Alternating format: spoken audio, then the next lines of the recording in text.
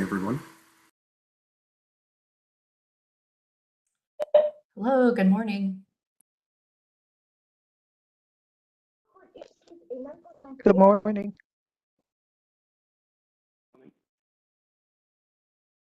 I find that good mornings to be the absolute best way to check that your mic and speakers are working.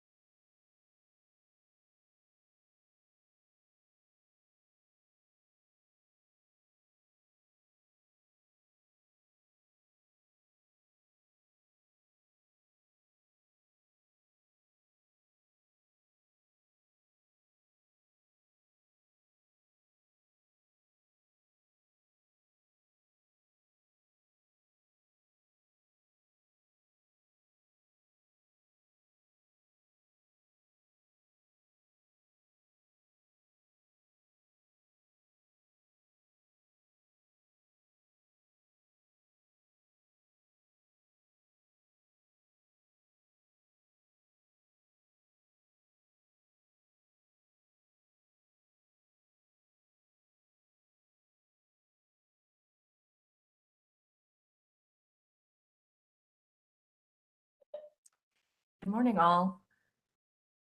Morning. I see that we have 4. I don't see the councilman. Maybe I'm missing him, but I think we have a quorum. Do you want to wait for the councilman or get started? Let's see, I believe he's supposed to come, so let's see. We can go ahead and just start reading the preamble. Okay.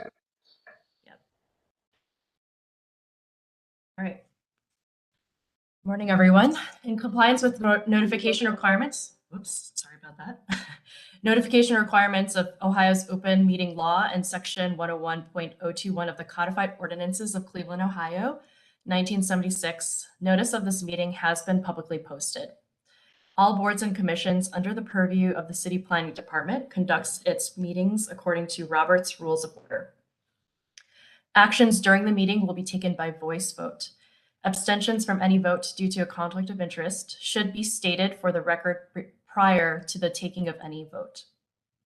In order to ensure that everyone participating in the meeting has the opportunity to be heard, we ask that you use the raise hand feature before asking a question or making a comment. The raise hand feature can be found in the participants panel on the desktop and mobile version and activated by clicking the hand icon. Please wait for the chair or facilitator to recognize you and be sure to select unmute and announce yourself before you speak. When finished speaking, please lower your hand by clicking on the raise hand icon again and mute your microphone. We will also be utilizing the chat feature to communicate with participants.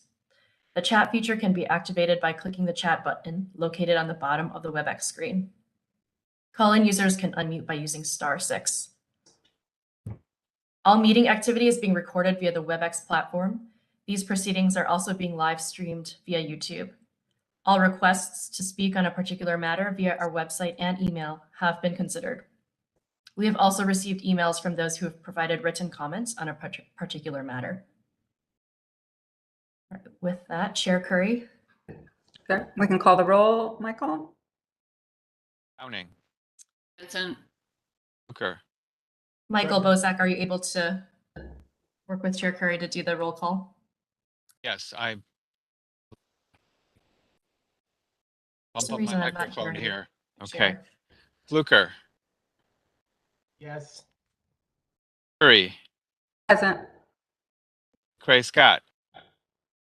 Present. Life. Present. Madam Chair, we have a quorum. Thank you very much. First order of business is to approve the minutes. They were posted. Hopefully you all had a chance to review them from the previous meeting. So I'll need a motion to approve the previous minutes. Move approval. Downing.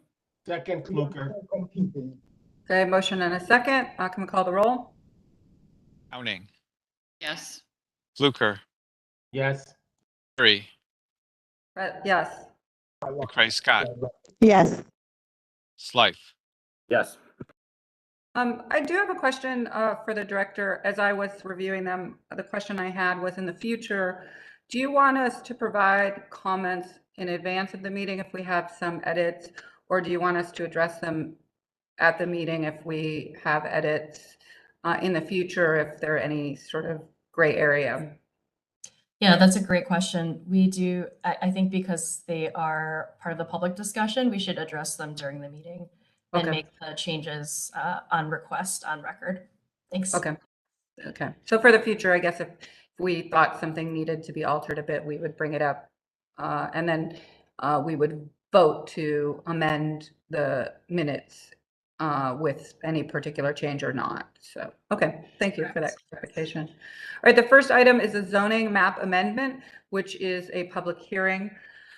So before we get started and I read this one, I'm going to just share the process for rezoning and the public hearing. So first, staff will present a report on the rezoning and answer questions of the commission directly.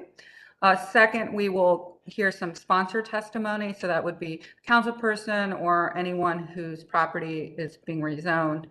And then we will take public comment. It's a public hearing, so we'll take public testimony. We'll first hear from proponents, those in favor of the zoning change, and then we'll hear from opponents, those who oppose the zoning change.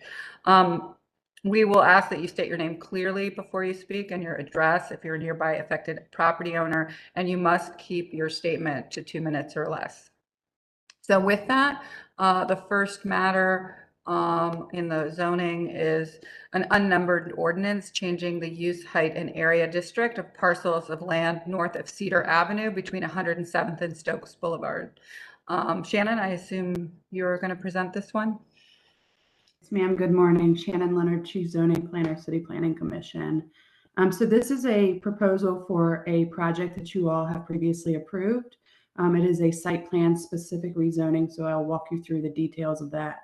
It's really just to allow this proposed development to move forward as approved and planned. It's also to promote a diversity in housing typologies in the area and to support transit and alternative mobility choices. Next slide, please. And so this is the project area you all will probably remember for the Stokes West project. Next slide, please. And so this is the existing conditions. It is currently zoned local retail C2, surrounded by general retail zoned properties for the most part, as well as some residential. Next slide, please.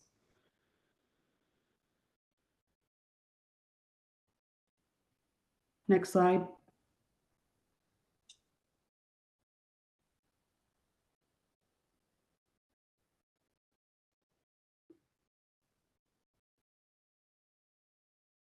Maurice?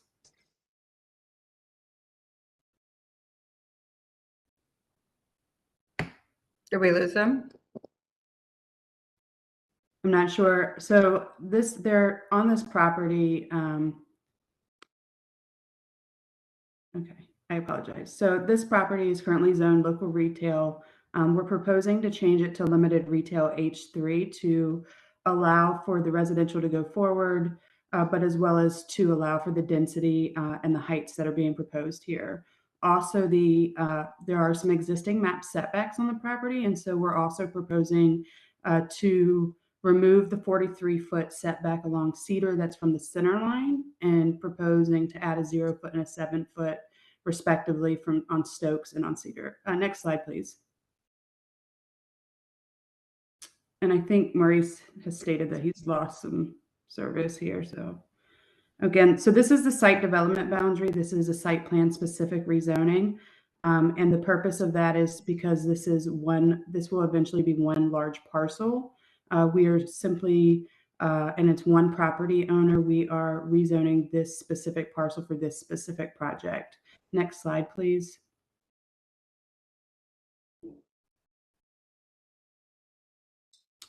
And so this is the site plan. And so with a site plan specific rezoning, whatever we rezone to, so we've changed the use area and height district, but it's also a specific, within the legislation, there are specific requirements, including the site plan that was approved by this planning commission will be the legislation, the site plan that they have to stick to in this rezoning and build to within either 6 months or 12 months. In this case, we are proposing 12 months due to the scale of this project and the need for time to pull building permits and submit construction drawings. Next slide, please.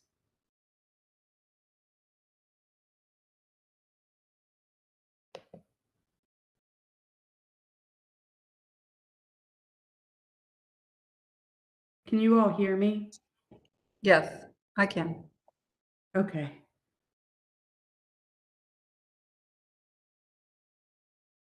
Okay, and so these are, I'm just going to walk you through a couple pages that are just Finally like the got it. elements you guys approved. This also will go into the legislation itself. Next slide, please.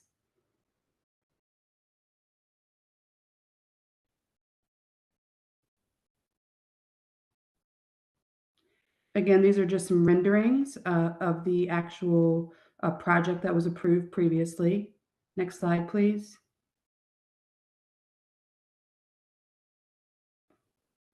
Next slide, please. And so this is another aspect of the site plan specific rezoning. We're allowed to provide specific types of, qualities into the legislation that just a regular rezoning would not allow. And so the proposal here is providing 87 off-street parking spaces. And so they're also proposing the 255 apartment units and 6 townhome units. Of those 255 apartment units, there are 66% fully furnished studio apartments. And then they're not providing any short-term Airbnb rentals as approved previously. And so the reason why this is important is because for the parking, we are going to amend it in the legislation because they are only providing 33% of the required parking that's typically allowed, which is a 1-for-1 type of unit, 1 parking space per dwelling unit. Next slide, please.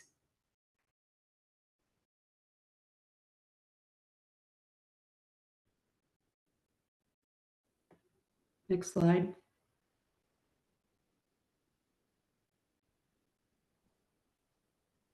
That is the next slide. The Y. Are you seeing the Y? I am not. I'm just seeing the same parking. There must be a lot of lag. If I go to the next, well, here, let me go back up. I'm seeing the Y. I was seeing it, Maurice, just for what it's worth. Okay, so that's not a good connection today for whatever reason. I can try to go forward again, Shannon. Is that what you want? How about You can this? just Can go you see back this? and go forward. I'm not sure. I apologize. Well, I can walk through the presentation. I know it. So, and I apologize. It's on the Y page. Yes. Okay. And so the reason why we are allowing, okay, here we go. Thank you. So there was a engineer's demand study done regarding the parking demand at this location. There was a commitment. There is a written commitment to work with Fairfax to work expeditiously with the city to create a residential permit parking program to preserve the residential street parking for current residents in the neighborhood should residential street parking become an issue. And then there is close proximity to several bus routes, including the Health Line, which offers, 15 minutes or better frequency. And so I, for one, I know that reducing parking is something to aspire to, but there were concerns from the community regarding not providing the full amount of parking. And so we worked with the development team as well as the various stakeholders with Fairfax and the councilman, as well as our internal staff, Mr. Moss and his team, to really try to figure out a way to make this project work with the reduction in parking and to get the type of development that the city would like to see at this location. Next slide, please.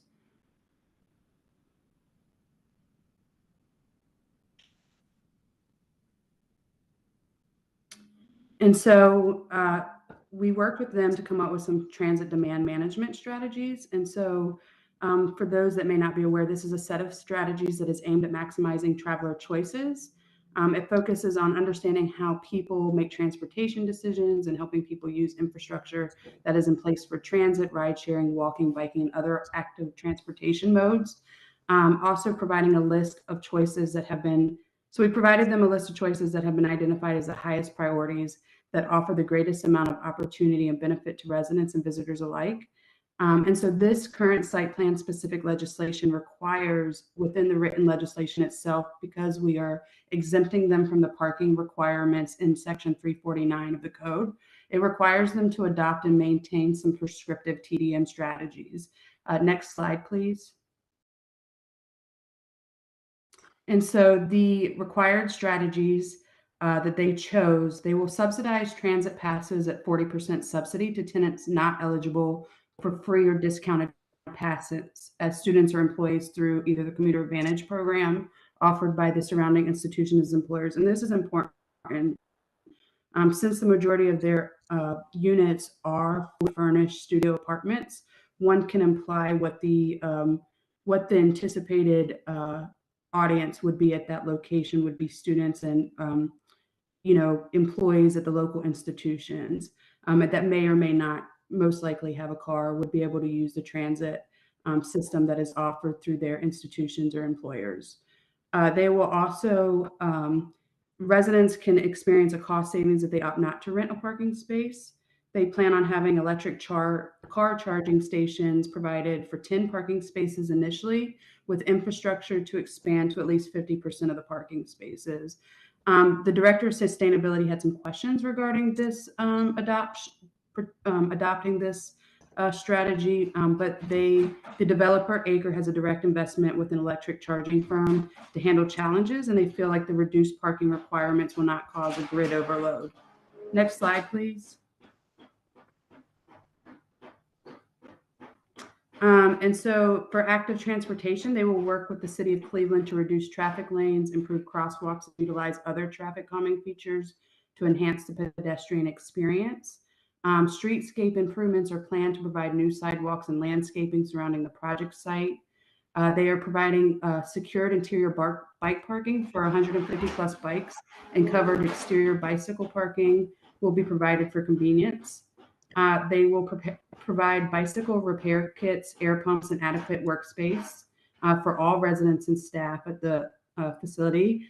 There will be a shared bicycle program with locks, helmets, baskets, and other amenities. They will explore that as an amenity. And then there will be designated parking available for shared electric scooters as an affordable, convenient, and carbon-free amenity. Next slide, please. There is council support from Councilman Blaine, Council President Griffin, for this project and these TDM strategies that they have committed to and adopted to. Next slide, please.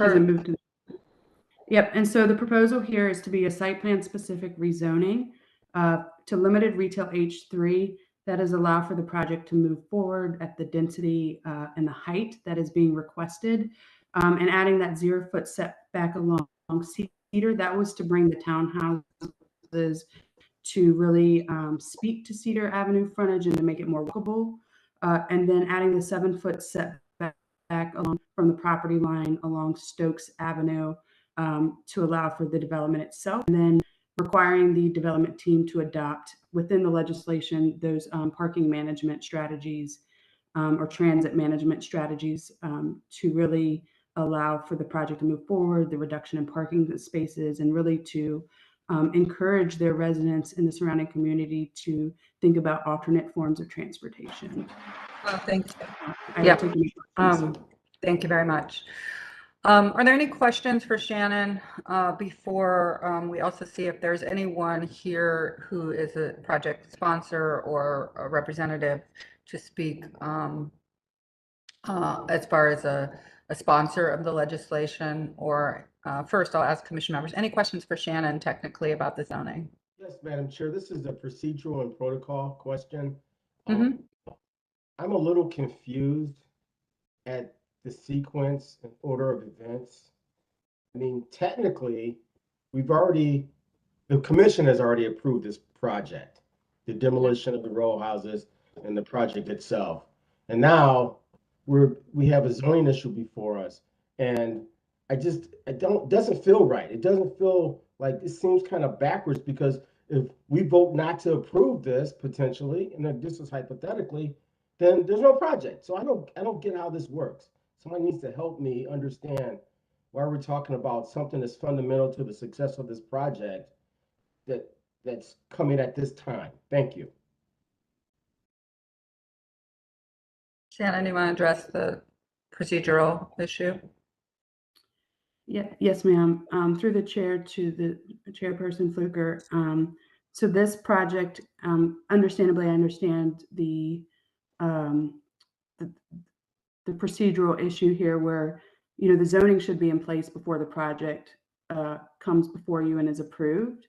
But generally, sometimes within the city, it is the reverse, right? And so it required us to go out and do this site plan specific rezoning kind of as a reactive measure to this project, but taking into consideration that we worked extensively with the neighborhood planner, the councilman, the developer, our city planning staff, as well as the surrounding community. And so, but I do definitely understand the confusion there. And some projects, unfortunately, go that route because of the historical legacy zoning that we have throughout the city. There's also two paths, which is you can do this, you can go through the process to rezone, or you can get a tremendous amount of variances. You've done that too, August, right? So you can still build the project. They could have gone through and got a million variances to do it. And with multiple parcels, with multiple zoning, it would have been complex. In some ways, it helps to know that the project is moving forward and you can really address those technicalities too. So I think it's not perfect for certain projects either way, to understand, with the legacy zoning that we have that has not really been updated in a way to deal with the kind of projects and density that we would like to see, in my opinion. So, Madam Chair, I get all that. I guess I have another question. How do we define a clear, transparent process so that it's different, so it's not different every time? Because it's what I'm trying to speak to is like the average developer or person trying to walk in the four walls of City Hall and understanding how to navigate this. And if it changes every time, if someone's predilection to kind of do it different, then how do we maintain some sort of sense of order? So again, I'm not asking us to figure it out today, but I just don't. I'm a process person. I like to know where I stand. And so that's my brain. Thank you. okay. I'm going to keep moving. If there anyone here that's part of the project sponsor team, if I could hear, if not, if you could raise your hand. Shannon, I see your hands raised. Do you want to wait till I get public testimony, or you want to go ahead and say something now? Yeah, I can go ahead and say something now. I'm sorry if I misspoke. So there are consistently, so we do strategic rezonings where we take neighborhood plans and the citywide plan, and do various neighborhoods and do outreach. And those are typically the rezonings that come before you that are large areas. And then there's regular rezonings for projects that are project specific generally, that are, they may be larger areas than specifically this site plan specific rezoning.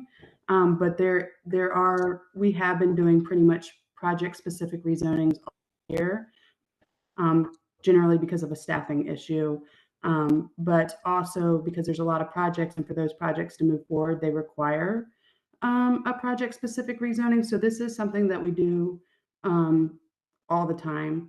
But in addition to that, the site plan specific rezoning allows for that special tool that the chairwoman was referring to regarding the variances for the projects for development that is built today. And so I think it's important to understand that those two types of rezoning paths do exist, but they offer, it's the same process generally each time, but they do offer flexibility for different types of development for the entire city. So that I just wanted to let you know that there are specific processes involved. Okay, thank you.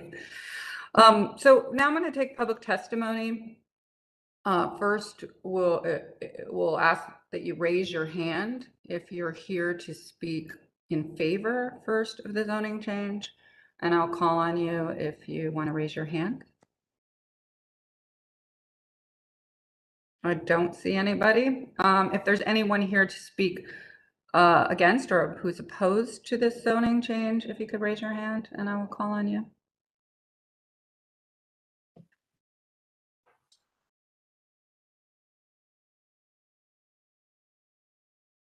Okay, I don't see anyone. I'm going to close the public portion of the meeting. Shannon, I assume you're not here to speak against it. I don't know why your hand is raised, so you can take it down. So I'm going to close the public portion and ask for commission members to have any discussion or comments or motion. Chair Curry, I believe Shannon had her hand raised. There were 3 letters of support that were raised. So okay. Just wanted to make mention of that. Sure. So if you want to summarize those, I don't necessarily think we need to read them all, but if you might summarize the letters of support, that would be great.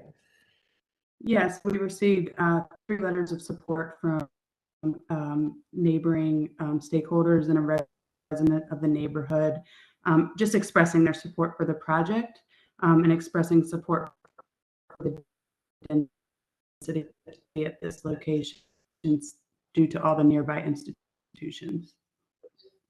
Okay, thank you. Okay, commission members. Move approval, Downing. A motion, do I have a second? Second. A motion and a second. And can we call the roll?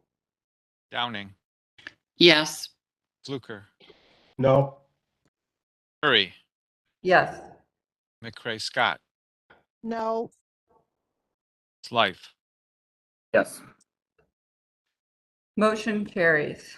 Thank you. Next item.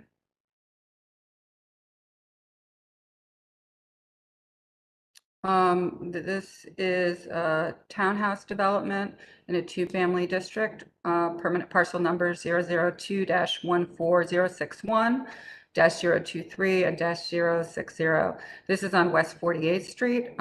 Shannon, are you going to present this one as well? Yes? Yes, ma'am.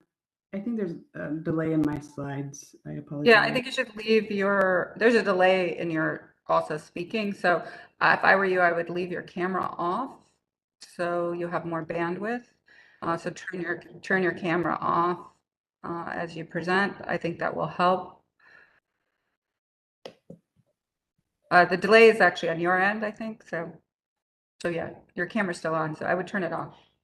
Okay, give me 1 second.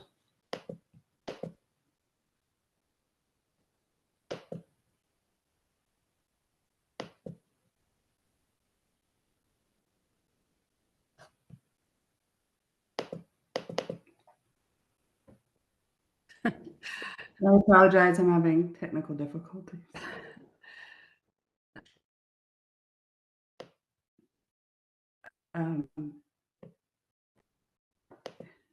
Shannon, this is turn- the director. I'm wondering if you might be able to call in. That could also Yeah, let me provide try that. faster. Well, I don't know. You still have to see the slides, I suppose, but all right. Well, let's try video off first. Right. All right, Shannon, any chance you can start this presentation? You can go Yeah. fast. I'm so sorry. So, and this project, can you hear me? Yes, we can hear you. Okay. This project has gone through an extensive community process as well as gone through landmarks. This is located in a 2-family residential district fronting West 48th Street. Next slide, please.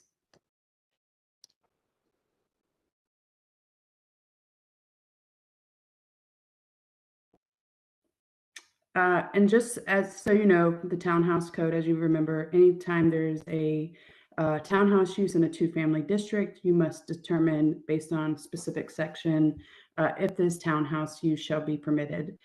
You're essentially deciding whether a conditional use, so it's explicitly site plan specific. This is the location on West 48th Street. This is the surrounding context. Next slide, please. And so these are similar projects in the area for the town that's near this site, just to give you some context. And so you're deciding if the development is visually compatible with nearby properties in scale, height, setbacks, orientation, roof lines, architectural character, materials, colors, and proportion of features. Next slide, please.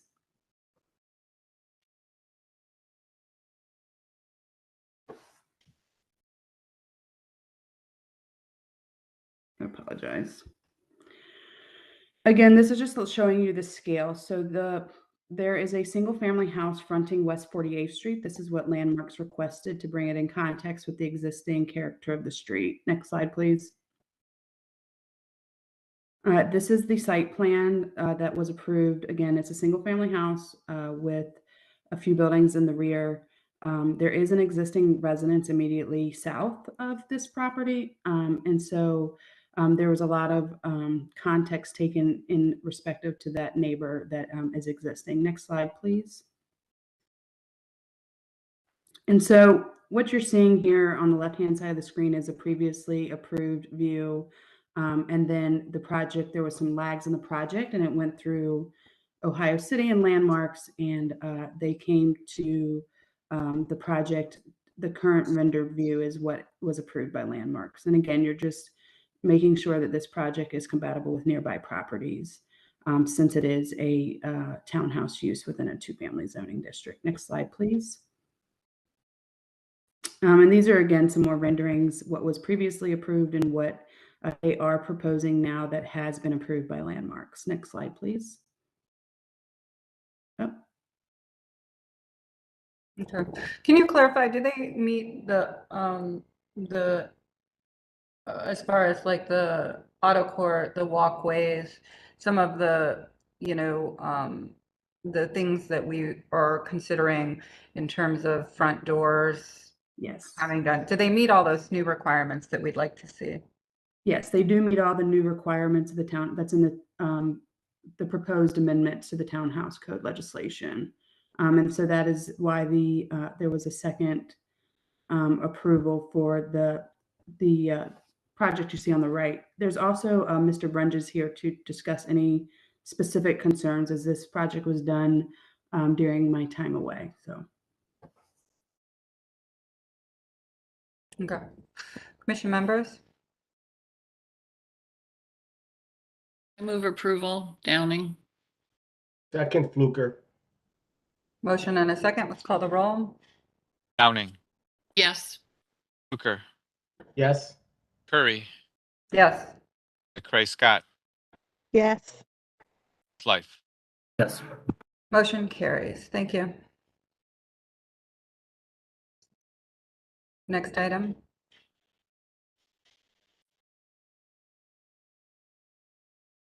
We're going to design review. The first one is in the Near West design review. For those here to speak to this matter, I'm going to swear you in. The first item is the proposed demolition of a two-story mixed-use building at 3366 West 25th Street. This was approved at the local level with one abstention. So Ron, are you here or anyone else? I'm here. Okay. Greg Zuka with Metro Health. Okay. Do you swear to tell the truth, the whole truth, and nothing but the truth as you shall answer to the penalty of perjury? I do. And Ron too? Yes, I do. Okay. Please make a brief presentation.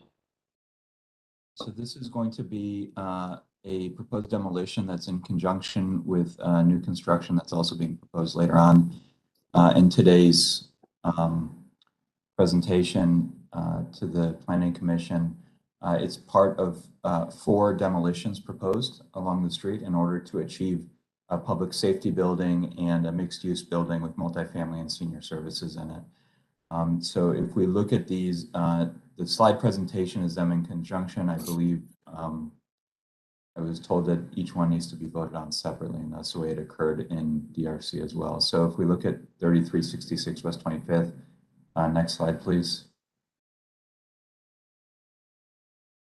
This is a current building, as you can see, highlighted in red in Mid Street, just north of Trowbridge along West 25th Street. This is in the location where there's a proposed public safety building that we will be proposing. And this is the current situation in terms of the building on the exterior.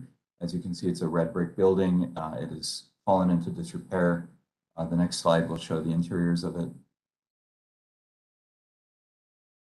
in terms of the current interior quality.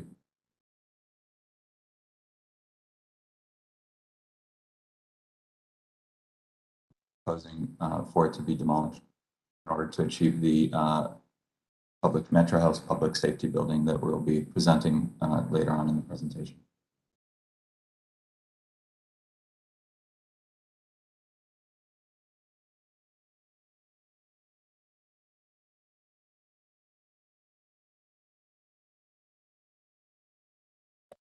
Can I ask a procedural question to the planning director? Are you on still? I'm still here. Yes. Should we hear these both together to see the proposal, the case? Meaning, should we just hear them both now? And then That is up to you as the chair to determine. There are multiple demolitions here, so I think. Yeah, but I meant, should we hear them all, take two separate votes, right? Obviously on the demolition and then to see the proposal, but I feel like the commission ought to see the proposal and then take multiple motions. So if it's okay with everyone, if it's okay with your team, that we'll hear the full demolition presentation and then we'll jump ahead and hear the proposed, and then I'll ask the commission to make multiple motions. Yes, I'm looking to Michael Bozak to see if there are any procedural issues with that. I don't think so, but want to double check with him. Okay. Yeah, Director, Madam Chair, no, there's no issue with that at all. We've done that many times in the past. Okay, so please proceed, but know that once you finish with the demolition, we'll go straight. We'll ask Maurice to jump ahead to the presentation. Thank you. I think that's going to be much more clear and preferable on our end too. So I'll go through there's 4 sites that are going through demolition, and then we'll go through the proposal. So we just went through the first. This is 3370 and 72 West 25th Street. This is currently a service station. As you can see here, it's set back from the street, and similarly sits on the proposed location of the Metro Public Safety Building, as well as it spans the site demising to the senior center and mixed-use multifamily building. So that's this building. If we look at the next slide, you can see the current conditions as well. In terms of the interior, I believe Metro uses it, and Mr. Zuka, correct me if I'm wrong, but they use it currently for some storage for their facilities, but beyond that, it's not in use. Correct. Next slide, please. This is 3374 West 25th Street. This sits approximately in the middle or just north of the middle of the proposed mixed-use building with the multifamily and senior services center. And this is a yellow brick building that's currently, as you can see on the exterior, as well as on the interior in the lower left images in terms of the level of disrepair on the inside. It is not currently occupied.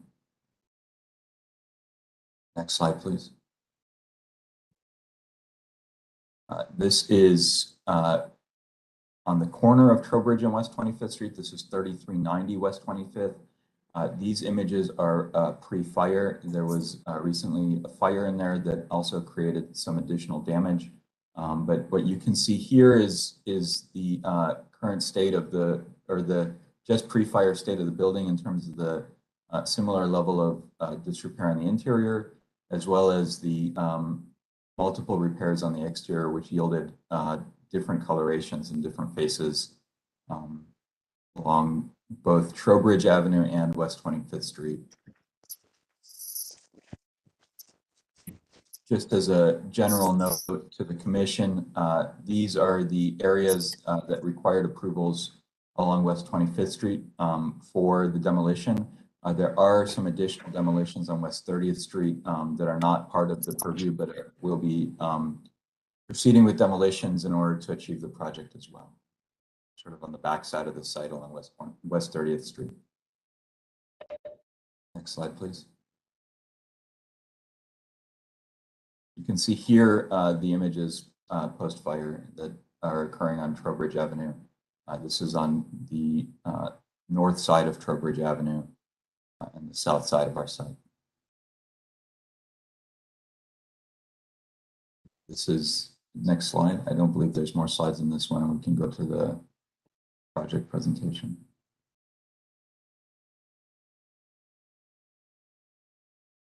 So what we're presenting here are two buildings. Which are, before you go ahead, Maurice, can you go back to the slide if I could just read the second one, just so for the commission, we'll take an action on the demolition, which was previous. And then this is the conceptual approval of 3390 West 25th Street. So it would be a final approval on the demolition, but a conceptual approval on the project.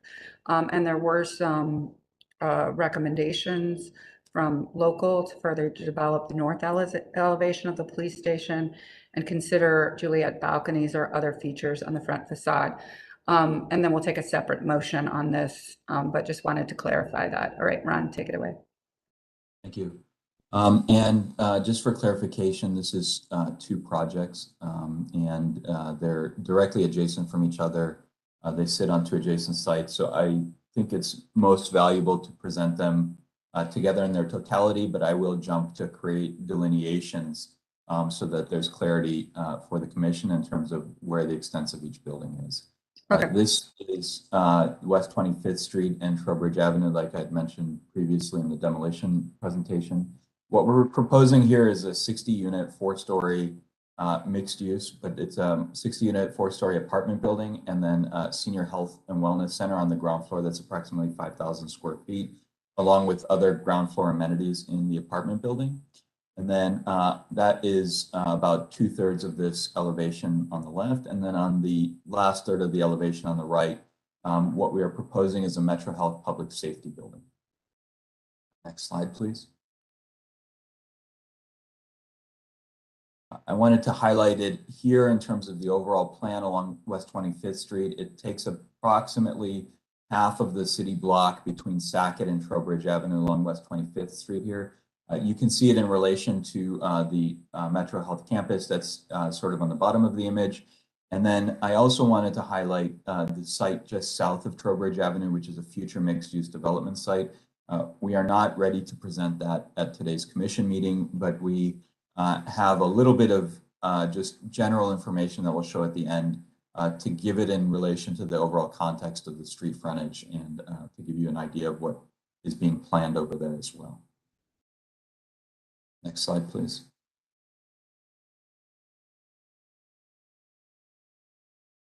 I wanted to give you a sense of the overall context of the site.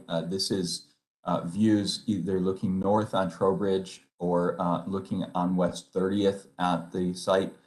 These are the other views that you didn't really get to see in the demolition plans.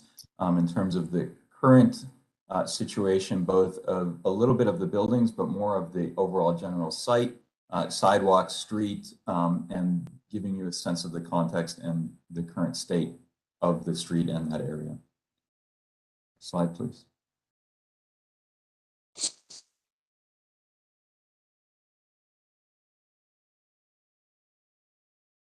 This is views along West 25th Street and the corner of Trowbridge along West 25th Street. And I think this is more focused on the overall sort of urban fabric in the area and giving you a general sense of the sidewalks, the streets, and the view corridor being created in this area along West 25th.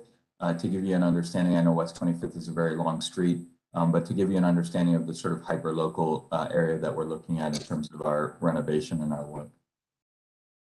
Next slide, please. Before we dive too much into the project, I thought it's worth giving a sense of the project in relation to both the Clark Fulton Together plan, which is a plan that we took very seriously, as well as the 25 Connects plan, which is a plan that was identifying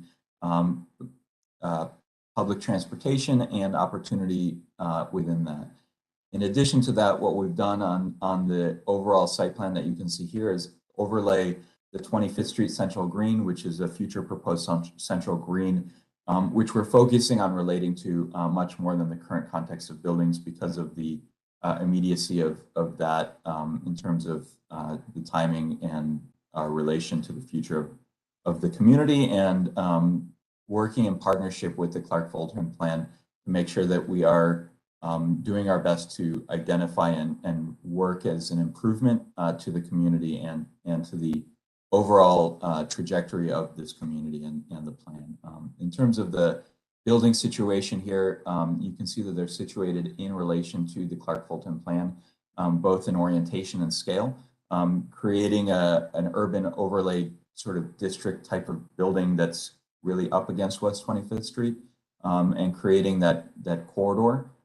You can see building C here on the bottom of the page, which is identifying what we see as a future 88 to 100 unit apartment building on the south, with ground floor retail as well.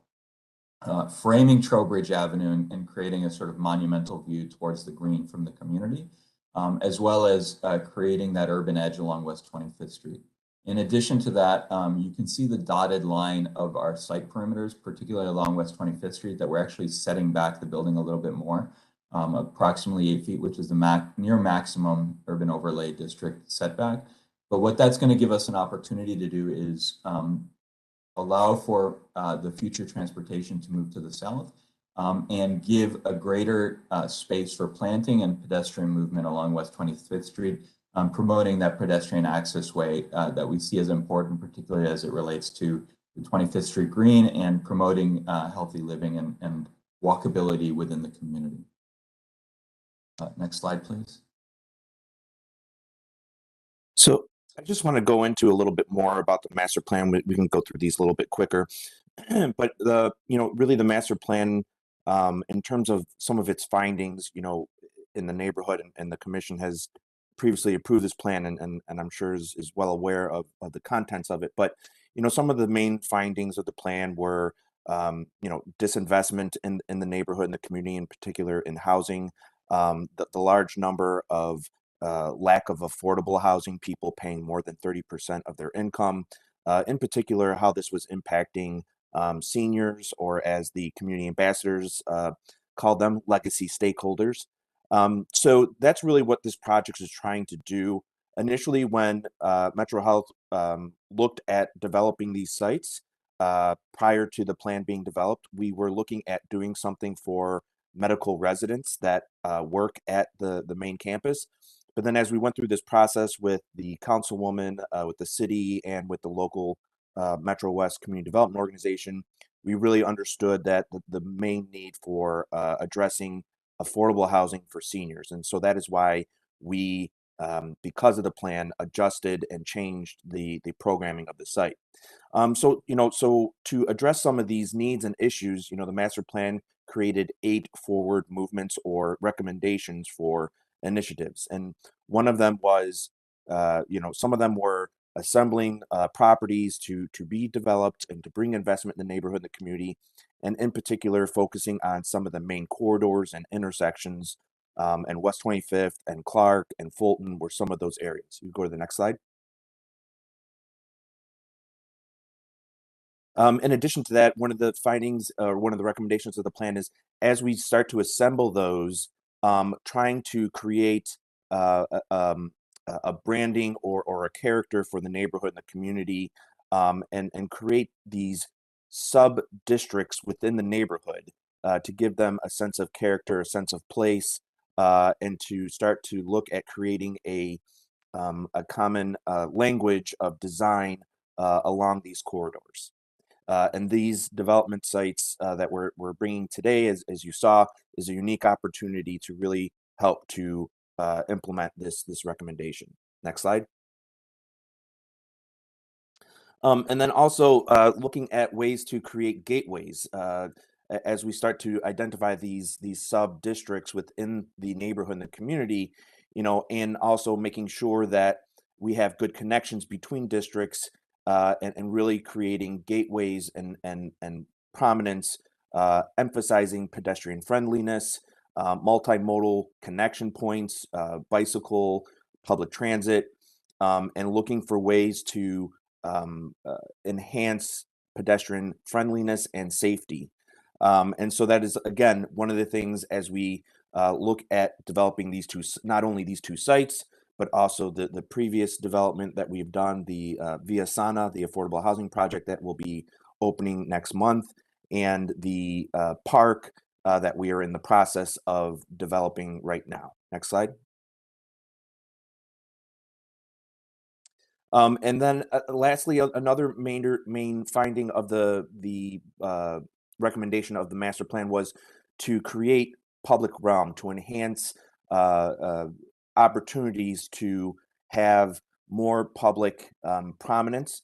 As we know, if you're familiar with this section of West 25th Street, the public right-of-way is very tight. And as Ron had indicated, we want to back these buildings up, increase the setbacks to not only give opportunities to create these amenity zones for the West 25th Street 25 Connects plan, but also to create more opportunities for public art, for whether it be murals or street furniture, similar or akin to what has been done with the streetscaping along Clark Avenue, to create those opportunities where right now, because of where the building setbacks are currently, there isn't enough public right of way to do some of these types of investments. Next slide.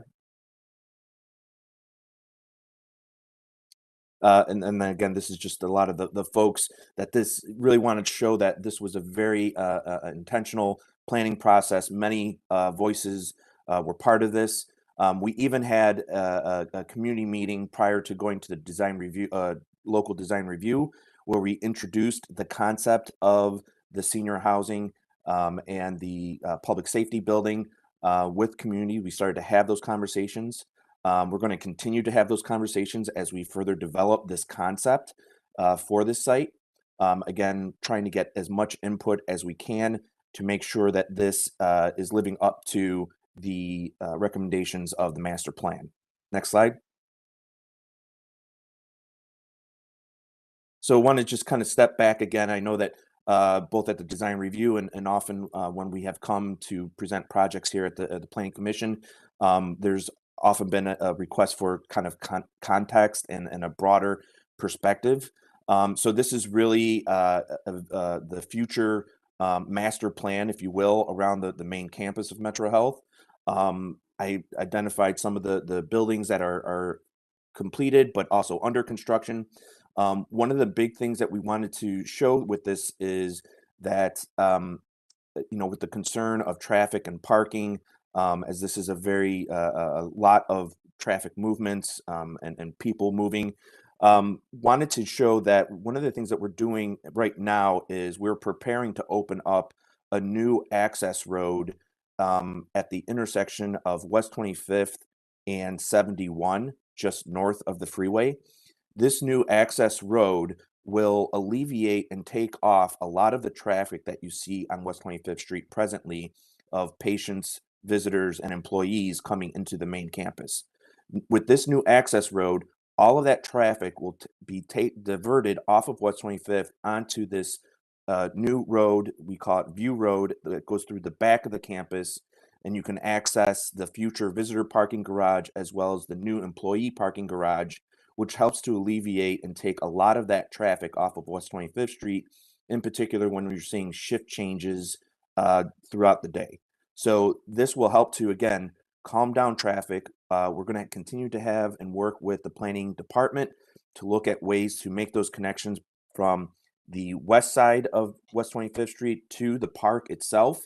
As we do the park planning, we're already starting to have some of those conversations right now with the planning department on some enhancing some of the existing crosswalks.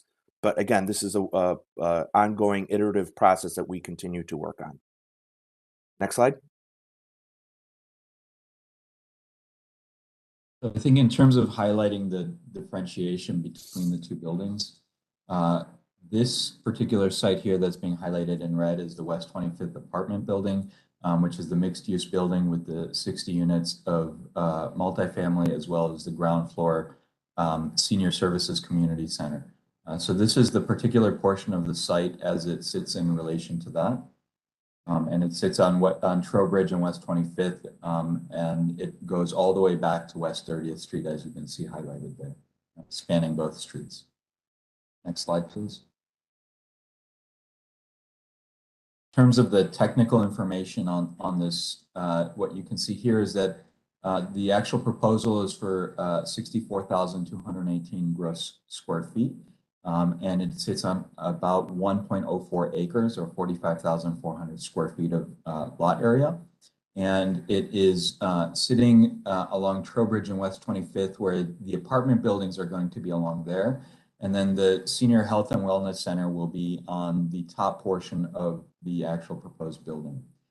From that, we don't have any vehicular access into the site on West 25th, maximizing the amount of area that is actually building frontage. And then along Trowbridge Avenue, as you get towards West 30th Street, we have the entrance to the actual site for parking. It is the urban overlay district, and we are providing 33 spots on the site for the apartments and a total of 54 spaces in that lot, with the requirement being for 16 spaces for the apartments in the urban overlay district. So we are exceeding it by just under double the requirement of the urban overlay district for that area. And Ron, if I could just interject really quickly. So one of the things that is part of this development, as you see, is this Senior Health and Wellness Center. Again, this is one of the findings that came out of the master plan around healthy living for the community. And this is one of the things that we're bringing to the project site. Is it's going to be a cooperative project. We are working with Cleveland State University to create some curriculum and program to not only address health and wellness for the seniors that live in this building and in the community, but also as an opportunity for job training, which is why we're working with Cleveland State University and their health innovation programming. So this is another, again, living up to and implementing some of the findings and recommendations from the master plan. In terms of access, there will be main entrances along West 25th Street for both the Senior Health and Wellness Center, which will be centered in their area and have a unique identity for them, as well as for the apartment building, activating pedestrian access along West 25th into the apartment, as well as access from the rear of the building through the parked areas for people who come with cars.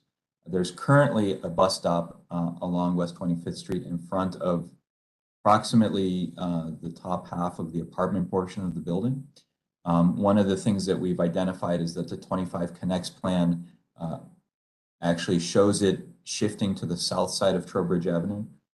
We are providing that extra depth that allows for either one to exist, although we do agree with the 25 Connects plan that connection and that bus stop should come to the south side of Trowbridge Avenue, but the building itself will not interfere with either access plan. The reason for it coming to the south of Trowbridge is in the mixed-use development along the south side. The ground floor retail, currently Metro is looking at putting a grocer in there and promoting the healthy living through the grocery function, which we thought would be very well supported by the public access through busing directly in front of it. But we wanted to highlight that the building setback is still set in a way that could accept busing locations at either side, although we're hoping for more street art, streetscape, sitting and lounging and things like that based on the extra depth that we have here. Again, activating West 25th Street, really facing that large green space that's going to go up on the other side of West 25th. Next slide, please. This is an overall plan. You can see the sort of loose Metro Health public safety building. Those plans will show up later when we're presenting that in a few slides. But what I wanted to highlight is the way that the ground floor is organized.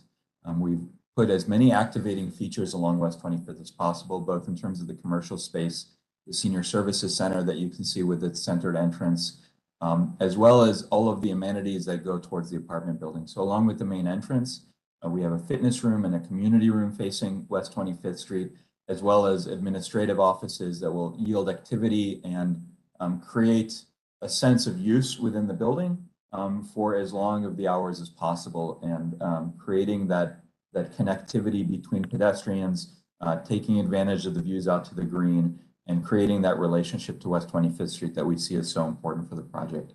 As we turn along Trowbridge Avenue, we're buffering the building to transition it to the residential scale. And we're doing that by introducing actual residential units along that face to ease that transition between Trowbridge Avenue, between West 25th and West 30th and beyond, that it doesn't become a harsh end where we have too many public functions and then all of a sudden residential starts just on the other side of the street. So we're actually using our building as a buffer that will create that transition that shifts the scale and the understanding of the building and the relationship to the community as it transfers along Trowbridge Avenue. Next slide, please. Just sorry to interrupt you. You went through the first floor. I don't know that we need to see every floor plan of the building. So this is a typical upper floor. It's all residential. I think we can go to the next slide.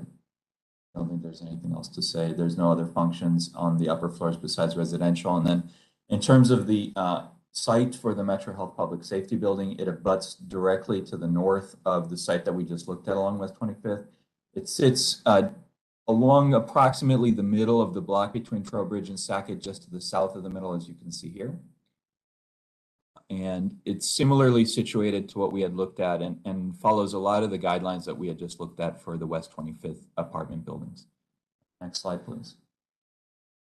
In terms of the statistics, it's approximately 13,345 square feet as we're showing it, and it sits on approximately 0.43 acres.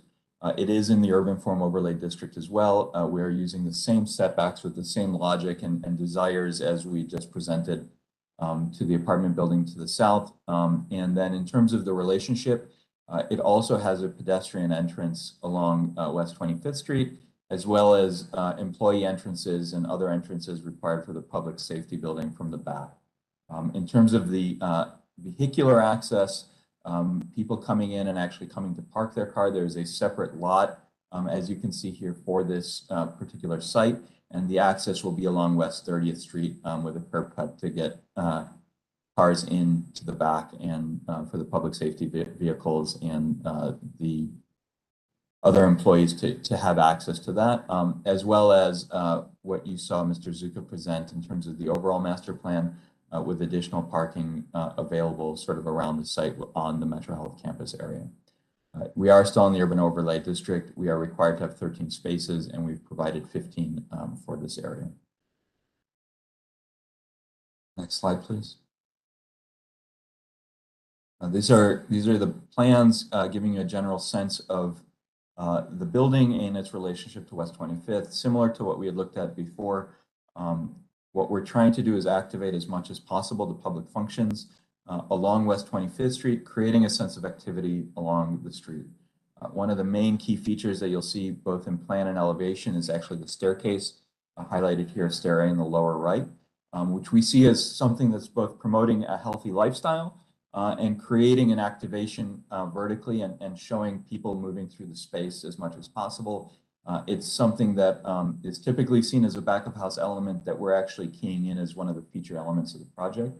And then the public entrance itself with a lot of glazing to go with the reception area and the development office for CCH along that front face along West 25th, again, creating as much activity as we can along West 25th and creating that relationship to the pedestrian movement, showing activation and again, allowing views out. On the upper floor, we're similarly looking for functions that can provide that visibility and those views to the green space along the project. The rear of the project is dedicated towards parking, garages, and other technical needs of the building itself, but it is set significantly back from West 30th Street in terms of its relationship.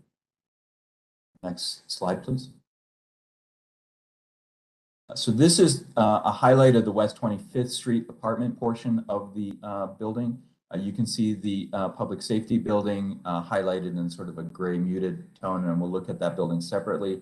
I thought it was important to sort of key in on exactly which portions of the building are for which proposal. So this is the West 25th Street apartments. Again, highlighting that ground floor urban overlay district, maximizing the amount of glazing, maximizing the relationship to the West 25th Street. We are also creating a highlighted feature on the corner of the building with glazing running up all 4 stories, maximizing the views out towards the green space. And again, being part of that gateway concept that's really in the Clark Fulton plan. You know, the Clark Fulton, one of the highlighting features was really the idea of creating these gateways as opportunities to welcome people and celebrate and engage. And we thought that this highlight on this corner, as well as our future development, is really about creating that sense of gateway towards that park space from the residential portion from West 30th and behind, looking out towards the green and out towards Metro Health and the way that they engage towards West 25th, as much as we see West 25th as that main corridor and creating that gateway as an identity, as a welcoming to the community. So this is both thinking about welcoming people to the community who are passerbys and going along West 25th, as well as that relationship of the actual community members towards what we see as one of the new feature elements of the community with that large green space. So again, that's the highlight. We're using some aluminum composite metal framing along, highlighting those edges, creating projected elements, as you can see, sort of projecting on the upper elevation up and out towards the left. And on the lower elevation, you can see it sort of hanging out along West 25th Street.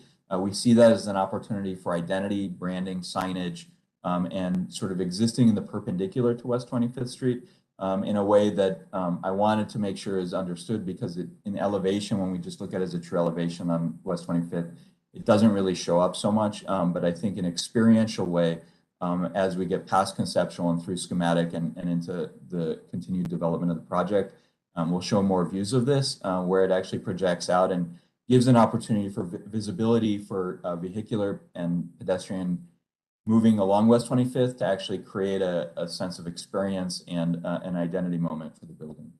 Ron, this is the chair.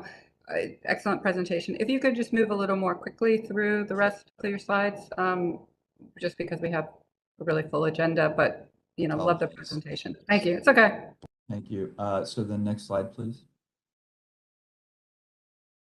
These are the more residential facing elevations of the West 25th Street apartments, creating that mitigation that we were talking about, where it's breaking down the scale of the building, creating a relationship, making sure that we have warm materials at that ground and pedestrian floor as people are moving through, and creating a relationship of a more residential scale of building as it relates to West 30th Street and the residences across and around in the community. This is set back significantly from West 30th Street, so although the elevation is there, there'll be a lot of green space and parking as a buffer between the building and West 30th and the residences around it. Next slide, please. This is the Metro Health Public Safety Building. So what we've done here is create what we see as a beacon and another feature element. As you can see in the staircase itself on the elevation on the top, where we see this as a highlight moment that's part of this gateway concept in terms of welcoming people and encouraging visibility. We're facing the park. This is a large, big open area that's very active during the day. We want this building to act as a backdrop, but actually in the evening and nighttime, what this yields is an opportunity, because it's in the stairwell and it can be internally lit, to actually create this beacon and this very highlighted moment where we have this feature that really stands out, glows out towards the community, and really creates an activating feature for the area. It'll give a sense of warmth, a sense of safety, and a sense of relationship that's existing more than an applique of a piece of artwork on the facade, because we see it as having a setback where even on a pedestrian level, pedestrians walking by this will still be far enough back from this piece to actually create that relationship It'll be very well lit and sort of evenly lit, and it can exist in as a volumetric experience. Since it's a staircase, you can see on the north elevation here on the lower left, that actually on that return face of the staircase as well, it has that highlighting feature. It's set up towards the building, so regardless of what exists as we hope this community continues to develop, it can really sit there as a beacon and a highlight that really creates a sense of identity for the public safety building, and it creates a whole new robust relationship to the community as a welcoming point as you travel down West 25th and have that first relationship across from that green area. In addition to that, we're playing with some volumes in terms of breaking down the scale of the building along West 25th, but still creating that relationship of strength and providing a lot of glazing along West 25th that allows a lot of visibility into the building. As we turn along the north elevation, you can see here, we are setting back a little bit from the adjacent property line. We have created what I would consider to be a stronger relationship for about the first 10 to 15 feet of that return space, which is what I believe is the most visible portion of the building. We did get a comment during the Design Review Commission to investigate, and we'll continue to investigate the north elevation as it continues back, whether it's increasing architecture or making additional moves along that face to create that relationship that they were asking for. So that is something that's not in this presentation that was brought up that we'll continue to look at. And I believe if we go to the next slide, we can end there. Okay. So this is both buildings put together. We have an overall elevation along West 25th Street, giving you a sense of scale of our building in relation to the community. The remaining buildings going up to Sackett, and then in gray on the left is our approximate scale of the future proposed phase 2, as well as that future proposed bus stop that we're highlighting there. Thank you very much. Thank you. Very thorough. Appreciate it. Now we're going to, just to continue to move, I'm actually just going to open it up to commission members for any questions or comments, and we'll go from here. Yes, Madam Chair, I just have one observation, and I typically don't get inside the building. I think the public safety building would work much better if you actually move the development office off that street level and just extend the reception area. So there's always movement. People who have offices on the street typically pull their shades and sort of try to shield themselves from the activity. Just a thought. Thank you. Okay. Any other comments from any commission members? You know, I'll make a couple comments. First, thank you both of you, Greg and Ron, for the presentation. And I really actually want to commend you all and Metro Health and the community for the partnership and collaboration that I think has resulted in, I think, a plan that shows that the thoughtful nature of the relationship to the street and the idea of activity and kind of the future engagement of the park. So it's a really, I think, important lesson for all of us in how large institutions and community can work together in an incremental way, because it is really about the incremental investments through the master plan that will add up over time to a place where people actually can be outside and walk and feel engaged and have reasons to be there other than just to come to a hospital and go home, which is really the problem with large institutional districts, is they become singular places where you're just coming for that service and going home. So I think this is absolutely a really important next step in the overall master plan, and want to and thank you for that. So that's really my comment, and ask the commission members if there aren't any other comments. We will need 2 motions. We will need a motion for the demolition of the block, as it was stated, and then we'll also need a second motion on conceptual design of both of these projects. So, Madam Chair, we'll need 4 separate motions for each building to be demolished. Oh, you want us to do each one? Yes, they're all separate case numbers, yes. Okay, then we might need to go back to the sheets so that we can walk through them one by one, if that's okay, because I won't remember the ordinance numbers. Madam Chair, while while he is doing that, I just want to add that I believe this will be just transformative for the neighborhood, people living there, and for the institution, as you have said, connecting with the neighborhood and the community. Wonderful presentation. Thank you. Okay. So here's the first demolition. This is 3366 West 25th Street. Can I have a motion? I'll move approval. Downing. And I second McCray Scott. Can we call the roll? Downing, Yes. Fluker, Yes. Curry, Yes. Gray Scott. Yes. Motion for reconsider. Motion carries. Next item.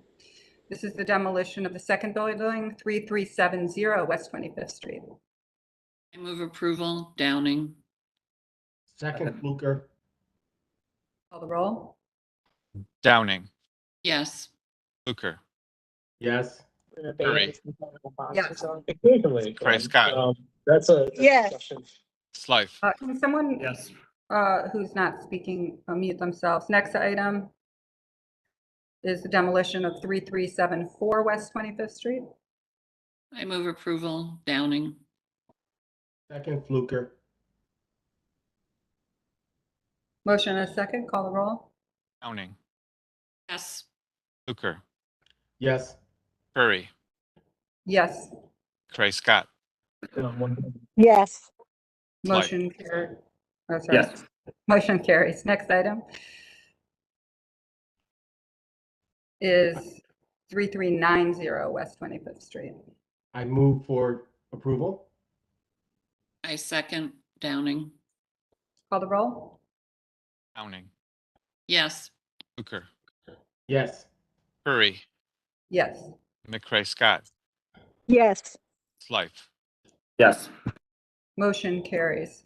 All right, so the last item is the conceptual approval of the project as presented, and that is both the conceptual approval of departments and the police station with the noted conditions from the local design review and consideration also of Commission Member Fluker's comments. I don't believe that's a condition, but it's a consideration. I move to approve, Madam Chair, and I would like to thank Metro Health and its ongoing commitment to the community. This is, in my opinion, could be replicated as a model for lots of institutions in this city and across the country. I'll second. Downing. Motion and a second. Call the roll? Downing, Yes. Fluker, Yes. Curry, Yes. Gray Scott, Yes. Slife. Yes. Motion carries. Thank you very much. Appreciate it. And we'll see you soon. Thank you.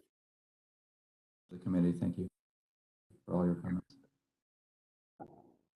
Okay, next item. If you can go to the next one, Maurice. The next case is a Euclid corridor design review.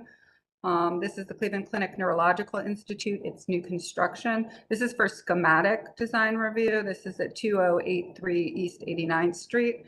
For those, it looks like quite a few who are here to speak to this matter. I'm going to swear you all in. I just need to hear you say yes after I say, do you swear to tell the truth, the whole truth, and nothing but the truth as you shall answer to the penalty of perjury?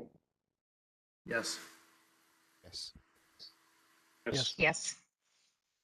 Yes. Okay, is that everybody who's going to speak? I believe so. Okay, all right, take it away. This was approved as presented at the Euclid corridor. You can move through fairly quickly. We just need to understand the overall project. Thank you. Sure. So I'll kick it off first. Just on behalf of the Cleveland Clinic, thank you to the Planning Commission for the opportunity to I present. apologize. Sorry. So there were some comments. So I didn't realize this. Oh, okay. So if I would say is that if you could address these as we as you go through these comments that were made by the local design review. I don't believe they were conditions, but maybe if you might address how you might think about them, that would be helpful. Sure. Okay, So go ahead. I'll just give a quick introduction before I hand over to our architectural partners. Just want to, on behalf of the clinic, thank you to the Commission for the opportunity to present the project for schematic design approval. Currently, our neurological services are located at several locations on main campus, and this new state-of-the-art facility will bring those caregivers and services together under one roof. This project will enable collaboration between medical professionals and scientists to better serve patients, foster discovery and cures, and attract the next generation of talent to this facility. I'll hand over to our architectural partners, Adam O'Brien from Stantec Architecture and John Messenger from Hopkins Architecture, to take you through the presentation. Thank you for that, Upesh, and the quick introduction, and thank you all for having us today. We will touch a little bit on some of those comments as we go through the process here, so I appreciate you bringing those up. So if you want to go ahead and go to the next slide. This is, as mentioned, this is for our schematic approval. We were unanimously approved through design review yesterday, which is a wonderful thing. So if you see there, that's our agenda for the day, and we'll try to be pretty quick about cruising through here for everyone, just so you can see what the intent of the project is. So this is our location plan. So just really sort of a bearing. Most folks here know that the Cleveland Clinic is due east of downtown Cleveland on Carnegie Avenue. We did measure it the other day. It's a 9-minute drive, so you get an idea as to where we are. So if you want to go to the next slide. This is the Clinic campus plan. And I think it's important when we're looking at this plan that you understand some of the nomenclature that the Cleveland Clinic utilizes. In general, single letters represent care buildings and administration buildings. When you see double letters of the same type, so MM, PP, JJ, those things, those are parking garages. Okay, so that gives you an idea as to how the campus is laid out in terms of the various bits of care that are located around the building, and then where folks park when they go see their family members or they're providing care to our patients. You go ahead and go to the next slide. So this is the existing site, and I'll hand off this to John here in a little bit, but it's important to note that we are in between Carnegie, East 89th and 90th, and then the green spine is to the north of ours. So the green spine is a strategic planning moment for the master plan of the Cleveland campus. We want to make sure that we're respecting that green spine as much as we can. What you see there right now and highlighted is in red is the extent of our project site.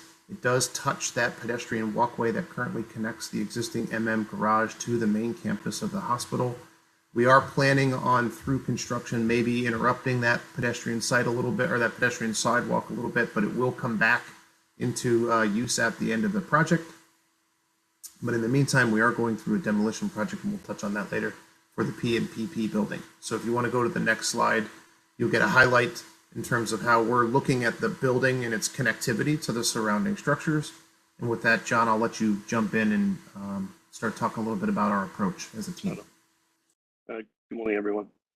I think at this point, just go back to the previous slide. I'd just like to point out that we are at schematic design stage of design development, and quite a few of the areas are subject to further development as we move through the design process. As Adam mentioned, that we're constrained by East 89th, East 90th, Carnegie Avenue to the south. The overall massing footprint of the building is 360 feet long by 240 feet deep. The building is 14 floors, including service floors, MEP floors, etc. We have a canopy-covered drop-off to the north of the site, which is the main address, the main front door of the development.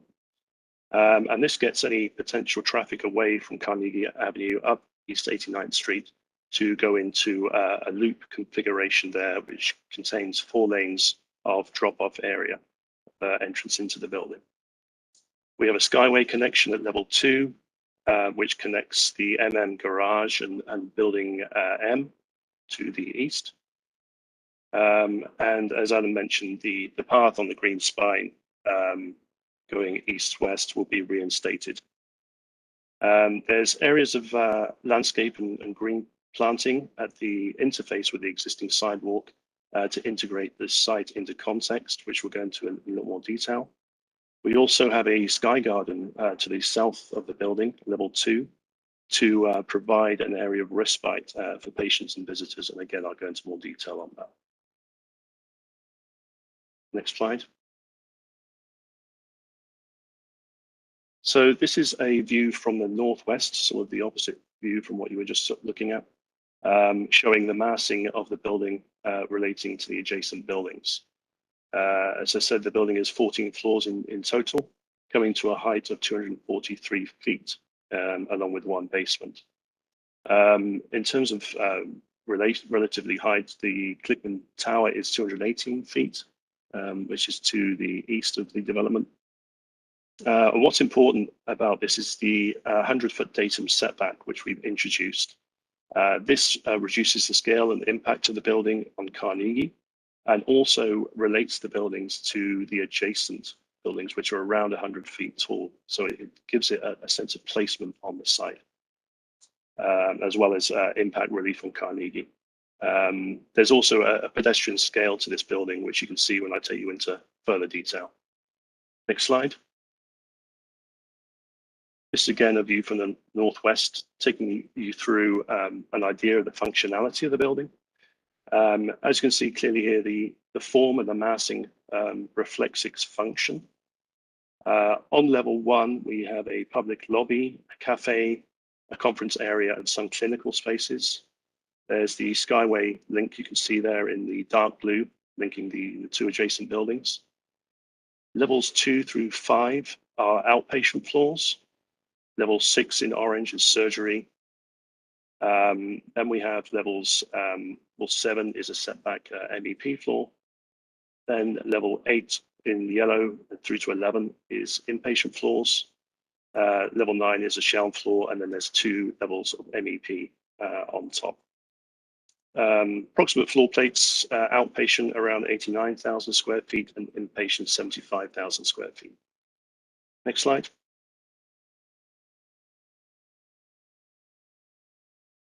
Okay, this is the landscape plan, and this goes into a little more detail, showing the vehicular drop-off and main address to the north of the site, with the 4 lanes of drop-off area, relief road through to East 90th Street, and then the return route back to link through to the MM garage adjacent if parking was required after drop-off. We also show here pedestrian secondary entrance on the south side to Carnegie. So the lobby actually extends through the building north-south. So we are addressing the Carnegie Avenue and giving it an entrance. There are views through the building north-south. There'll be an ability to see through the building onto the green spine from Carnegie, as well as a route through. And we are creating a shaded covered walkway, some 12 feet wide, through a setback at level 1 to provide a degree of shelter to the public. And I can go into a bit more detail about that later. Okay, next slide. Key areas planned. So we're going to go into a bit more detail on the 4 main areas of interface with the building and the surrounding public realm. And we'll go into a bit more further detail in terms of landscape treatment and interface between the building and the public realm in the following slides. We'll take it slide by slide. Next one. Next slide. Entry drop-off area. So you can see here the 3 of the main vehicular routes are under canopy and under cover at the drop-off area, with a return lane down East 90th Street. What we're currently planning on planting in terms of landscape are dawn redwood trees currently proposed. There are a number of these already existing in the green spine. So what we're planning to do is really augmenting what's already there and enhancing that. Next slide. On East 89th, we're planning on planting some century ginkgo trees, and it's the same treatment on the west of the building. We're currently showing there some photos showing the existing condition view through to MM garage there on A and B. And you can see here, we've taken a section through the interface there with building and East 89th. And that shows in that section the covered sidewalk and how that's relating to the existing public realm.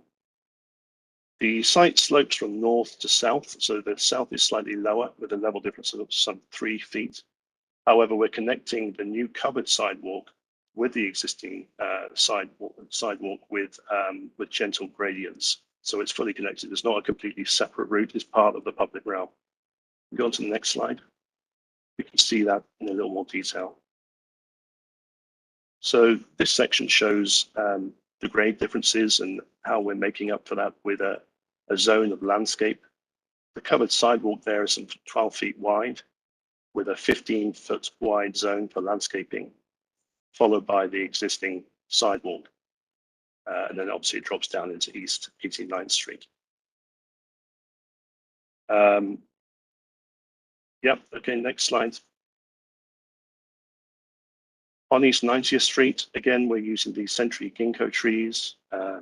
We have an ambulance drop-off on this side, which will be integrated into the public realm without interference with the sidewalk or the new covered sidewalk areas within the setback. View A there on the existing condition is a view onto the existing green spine. View B is a view down East 90th Street. And view C is a view into H building from Carnegie. So next slide. Yeah, on Carnegie Avenue, the plan is to reinstate the existing streetkeeper honey locust trees along that facade and actually enhancing the number of trees there, spacing them out evenly in relation to the building. We have, as I previously mentioned, the secondary entrance of Carnegie to the center of the building there. So we're not turning our back onto Carnegie. There's a very accessible route through. And in addition, we're introducing a low-level planted wall to the southeast for privacy onto infusion, which is taking place inside the building there. So that allows for views out without, whilst maintaining privacy to the spaces within. Okay, next one. Demolition progress. Adam, you're going to update us on this one. Yeah, sure. So we have a web camera that sits on top of the R building, which is immediately to the north of the green spine from our site. So this is a project that was permitted on the 27th of September, and this is the current state. It's actually a little further beyond from this. That bridge that goes over 90th Street is no longer present, which is pretty exciting. So we're making good work of that, and you can see that there's efforts there out sorting and piling up similar materials for recycle and distribution off-site. So a lot of good stuff happening on site, and we're excited that our schedule is continuing to track for our first patient according to what we've laid out in the future. Excellent. Next slide. So we're going to take you through some typical plans here, starting with level 1. As you can see, the gray zone here, the lobby area. Sorry to interrupt Sure. you. We probably only need to see the first floor plan if it's okay. No problem. So what we have here is the lobby extending from the green spine to the north. There's a vestibule there, wheelchair access, etc. Awaiting there. There is a cafe to the east of the entrance and a feature stair to the west of the entrance. The visitor elevators are the large grey block right center of the building. And you can see the ambulance drop off to the east. And the idea is with all of these floor plans that they're very, if you just start scrolling through the next plans, you'll get an idea. They're very legible plans. They sort of comprise a series of diagrams of legibility. So you won't necessarily need a great deal of signage to navigate this building.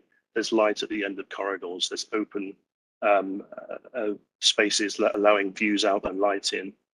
If you see the section here, this kind of gives an idea of the stacking and a bit more detail on the winter garden there to the south. So you can see Carnegie Avenue is on the right-hand side here and Green Spine's on the left. See the drop-off canopy area there, the level 1 bit of the building. And then above that, We have the outpatient floors. The Sky Garden will be on level 2, and the aim of that is to provide an area of respite for both patients and visitors, and a green space in the heart of the building. And it will be a lovely space to be within. It gets the advantage of the south-facing solar gain. It is open to the sky, but it's shaded through a curtain wall going up 5 floors, which will protect you from the majority of the wind and any driving rain. So it will be usable for the majority of the year. And it's a space that will be looked down upon by the majority or looked into from a lot of the building as well. So you can see that obviously on the top floors there, we have the inpatient floors as well, going through to the Schaum floor on top, the MEP floors on top of that. Okay, next slide. So this is a CGI view taken from Southwest Carnegie Avenue. You can see here what's demonstrates here is the 100-foot setback and the reduction of the scale and the relation to the adjacent buildings, and it gives it a sense of place within Carnegie Avenue. You can see there the setback on level 1 to create the covered walkway around the building. The color of the building we're envisaging as a sort of a pearlescent white at the moment to keep it in keeping with the remainder of the existing campus in terms of color and appearance. And you can see here that the building form really relates to the internal function. You've got the inpatient floors, that bulk of the building towards the ground, the setback area of the level 1. Sorry, the outpatient at the lower floors, and then the inpatient 2 wings where it's set back on the upper floors from 6 through to 9. You can also see the winter garden here from the street, and it will be very open building. You'll be able to see through into the building, and it will be open, warm and welcoming. We go through to the next slide. The north elevation, this is taken from the green spine. So you can see there the scale of the building in relation to the adjacent buildings, with the separation of the forms relating to the function. You can see the Skyway Bridge connecting east-west and the setback on level 1. Next slide. South elevation, again, this is onto Carnegie Avenue. Next slide. The east elevation from East 90th Street, you can see MM Garage in the background there, and the section taken through the Sky Bridge. This will be where the ambulance drop-off is. And then the next slide, west elevation,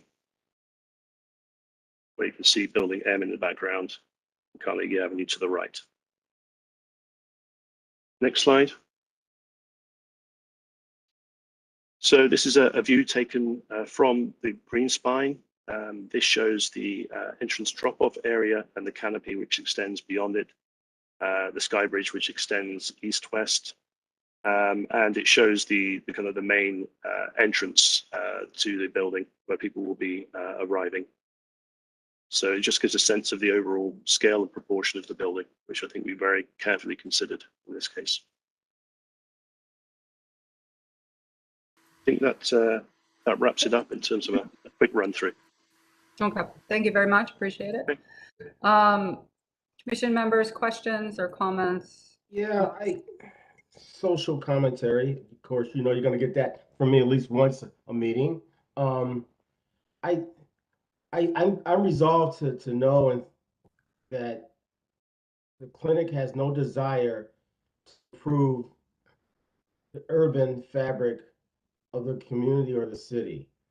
There's so many missed opportunities where you could actually extend the cafe into the green space and create something outside the 4 walls of a building. You elevate a garden that, quite frankly, is insulting to me as a resident of 82nd and Euclid down the street from your institution, because I can see it. It's not for me. It's not for the community. And until the clinic begins to think about being in a community and with the community, they're going to continue to build structures that's about the clinic. I don't even know why you're here, to be totally honest, because it's not even part of a design review district. So I just had to say my piece. It's unfortunate. If you contrast the presentation from Metro to this one, is it's like we got dropped into a time warp on this one. So I'm done. And good luck. I suppose that's all I can tell you. Thank you. Commission members, any other comments, questions?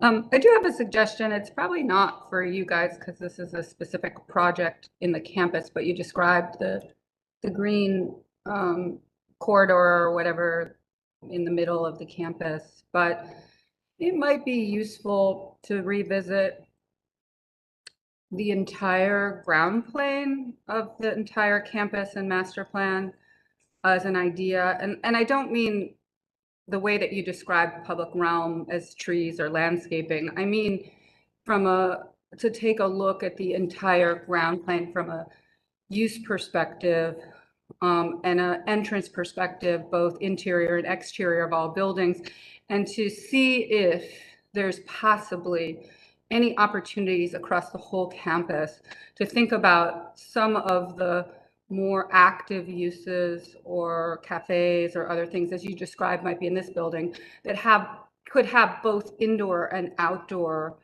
activity. So I understand it's a hospital and that you need to keep internal access for patients, but there ought to be multiple opportunities for some of that activity to be more present or have dual relationship to the street and to the interior in order to really activate the public realm. I mean, for me, public realm is about why I would want to be outdoors and in the street. And it's not about this particular building, so I'm not picking on this particular building, but it's a kind of a way to reassess where there might be kind of sort of small opportunities across multiple buildings across the master plan to turn a little bit of it on the ground plane outdoors. And to me, it's a kind of very incremental, as I described with Metro Health, and a very incremental approach to what would make somebody want to be outdoors here. Anyway, it's just a suggestion. I think it's a really good time, honestly, and the clinic's got a lot of projects coming across the whole campus, across the whole master plan, to take another moment and revisit it, especially as you think about that interior spine and both the exteriors of buildings, because I believe there are probably tremendous opportunities to kind of think about a little bit of that. And I know you don't want messiness, but the messiness of activity that makes it great to be up against or adjacent to this kind of what will be incredible public spaces as well. Anyway, that's my comment. And then commission members, any other before we ask for a vote? Thanks, Madam Chair. You so eloquently defined our position. At least you're speaking for me. I don't know about anyone else on that. But for me, it's a suggestion that I think is very doable, which is to, and probably exciting for a planner. Like, it's probably one of the biggest challenges you could have, which is to slice across this whole 10 blocks at the ground plane and really think about it programmatically, not just landscape wise, in terms of the opportunities that might exist. And I say that fully understanding that this is a hospital and that it has to operate that way. But I believe there are many, many opportunities to look at this in a whole new light. Anyway, commission members, any other comments or questions?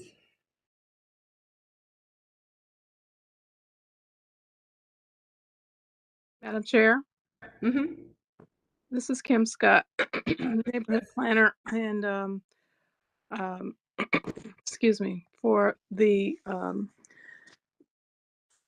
project and the area. And one of the comments that were made from the design review committee did directly relate to what you are raising, the issue that you're raising. And that was, excuse me, increasing the pedestrian connection between the lobby on the interior of the building and the green spine.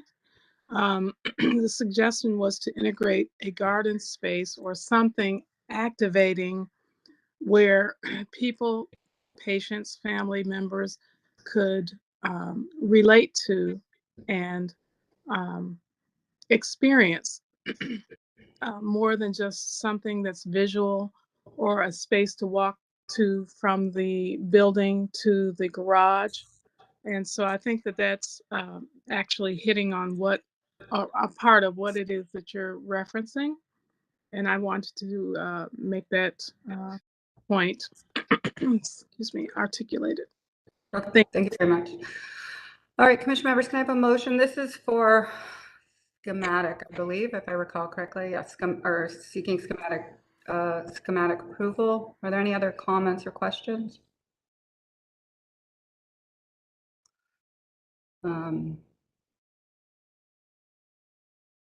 I have a motion? I'll move approval. I Reluctantly. second. I have a motion and a second. Can you call the roll? Counting. Yes. Fluker, No. Curry, Yes. Cray Scott, Yes. Slife. Yes. Motion carries. I hope if you don't mind to take back our comments about maybe to the clinic to think about maybe revisiting. I know it's not particular, didn't want to add it to the motion here, but particular to sort of revisiting kind of the ground plan and active uses and thinking about the master plan in that way. Just to share that the commission would be very interested in that kind of partnership and collaboration to work with you to really think about a very kind of active ground floor of the entire campus and how we could assist in that. So thank you very much. And Madam Chair, I did want to add one thing because every day I walk and I walk in and around the clinic because that's part of my neighborhood, right? And what I've experienced, and I'm just going to leave this to as a piggyback to your comment, what I'm experiencing, even in my neighborhood, there are lots of students, there's lots of interns, there's folks, residents who actually are walking with me from where I live, crossing Chester, crossing Cedar. There's a lot of more pedestrian traffic. The impact that the clinic has on neighborhoods is these neighborhoods around the clinic is monumental because what's happening, they're becoming more transient. Homeowners who are upside down because of redlining, they're leasing their houses or their bedrooms out to students. So this is a real issue that needs to be addressed, and you can't brush it under the carpet because the clinic is causing this to happen and needs to be part of the solution. Thank you. Thank you. All right, thank you. Let's move on to the next item, which is also in Euclid Corridor. It's the Haven Apartments Rehab seeking final approval. This is at 1780 East 89th Street. And those of you here to speak to this, I'm going to swear you in. Do you swear to tell the truth, the whole truth, and nothing but the truth as you shall answer to the penalty of perjury? I do. Yes. Okay, if you go back, this was for final approval. Sorry to make you go back, but there were conditions. One was to remove a parking space, and the other was to study the lot lighting. So if you could address this quickly as you go through this, and we can move through pretty quickly. Absolutely. My name is Don Bokic. I am with LDA Architecture. I'm joined by a couple of colleagues of mine, including Michael Sandberry, who is the Historic Architecture Preservation Specialist here in our office, and Josh, who is my project architect here. I am the project manager. I'm going to share my screen here. Hopefully you guys see it. It says I can't share the screen right now. Is it possible for me to share my screen? I don't think so. We have your slides, correct? Oh, okay, sure. That sounds good. Yeah, so Maurice, you just tell him next slide, he'll walk through. Okay, great. So I was going to show a map, but this is basically almost three full blocks north of where we were just talking about at 89th Street. It's in the residential area. The building in question that we are looking to renovate and add to is, you can see the picture of it right there. It's an old dilapidated building. The existing building is 6 units on the first, second, and third floor that are 3 bedrooms each. That nobody's living there now. Nobody can live there at the moment. It's in a very dilapidated condition. And there's also some undetermined number of bedroom. There's a unit with some undetermined number of bedrooms in the basement, 1 unit. So 7 total, and we are turning it into 14 2-bedrooms and 2 1-bedrooms. So next slide will give you an idea of what the existing site plan looks like. This is north is to the right, and so west is planned up, I guess, the way to put it. And there's the existing building. We're taking down some porches that are in the back there. That's what you're seeing on the back side of the property. 89th, by the way, is on the bottom of the page there. And then next slide is going to indicate what our site plan, what we're proposing to do, which is to have an addition to the west. And so we're going to renovate the existing building. We're going to have an addition to the west, and we're going to add. We're purchasing 2 adjacent lots, and using those for parking for the project.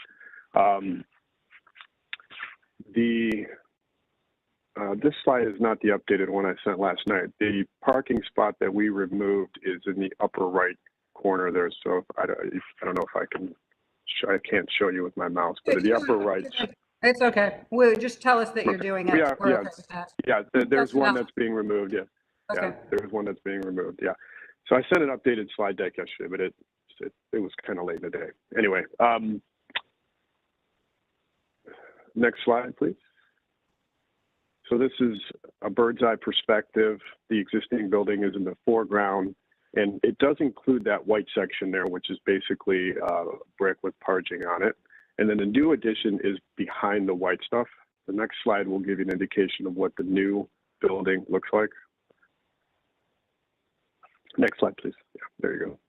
So one thing I need to mention, this building is going through, is looking for historic tax credits through the state of Ohio. And so the existing building will have to follow those requirements, but the new addition also will have some requirements as well because of the SHPO requirements. So that's what you're looking at there on East 88th Place is the addition. And then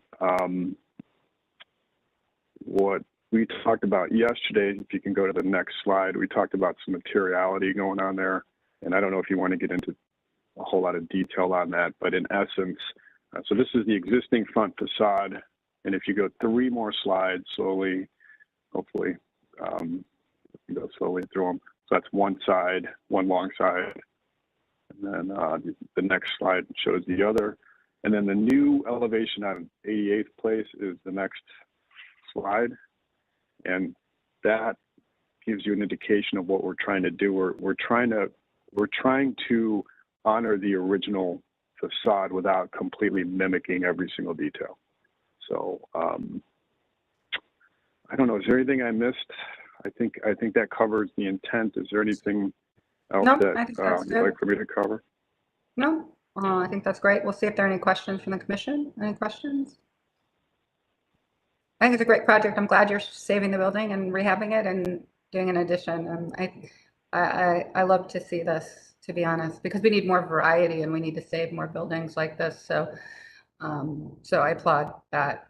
Commission members? I move approval incorporating the comments from design review. A second. I second. 2 seconds. That's how much they love it. We'll give it to August. Any other comments, questions? Thank you very much. All right, let's call the roll. Downing, Yes. Hooker, Yes. Curry, Yes. McCray Scott, Yes. Slife. Yes. Thank you. Great project. Appreciate it. Thank you all for your time. Have a great weekend. You too. Okay, next project.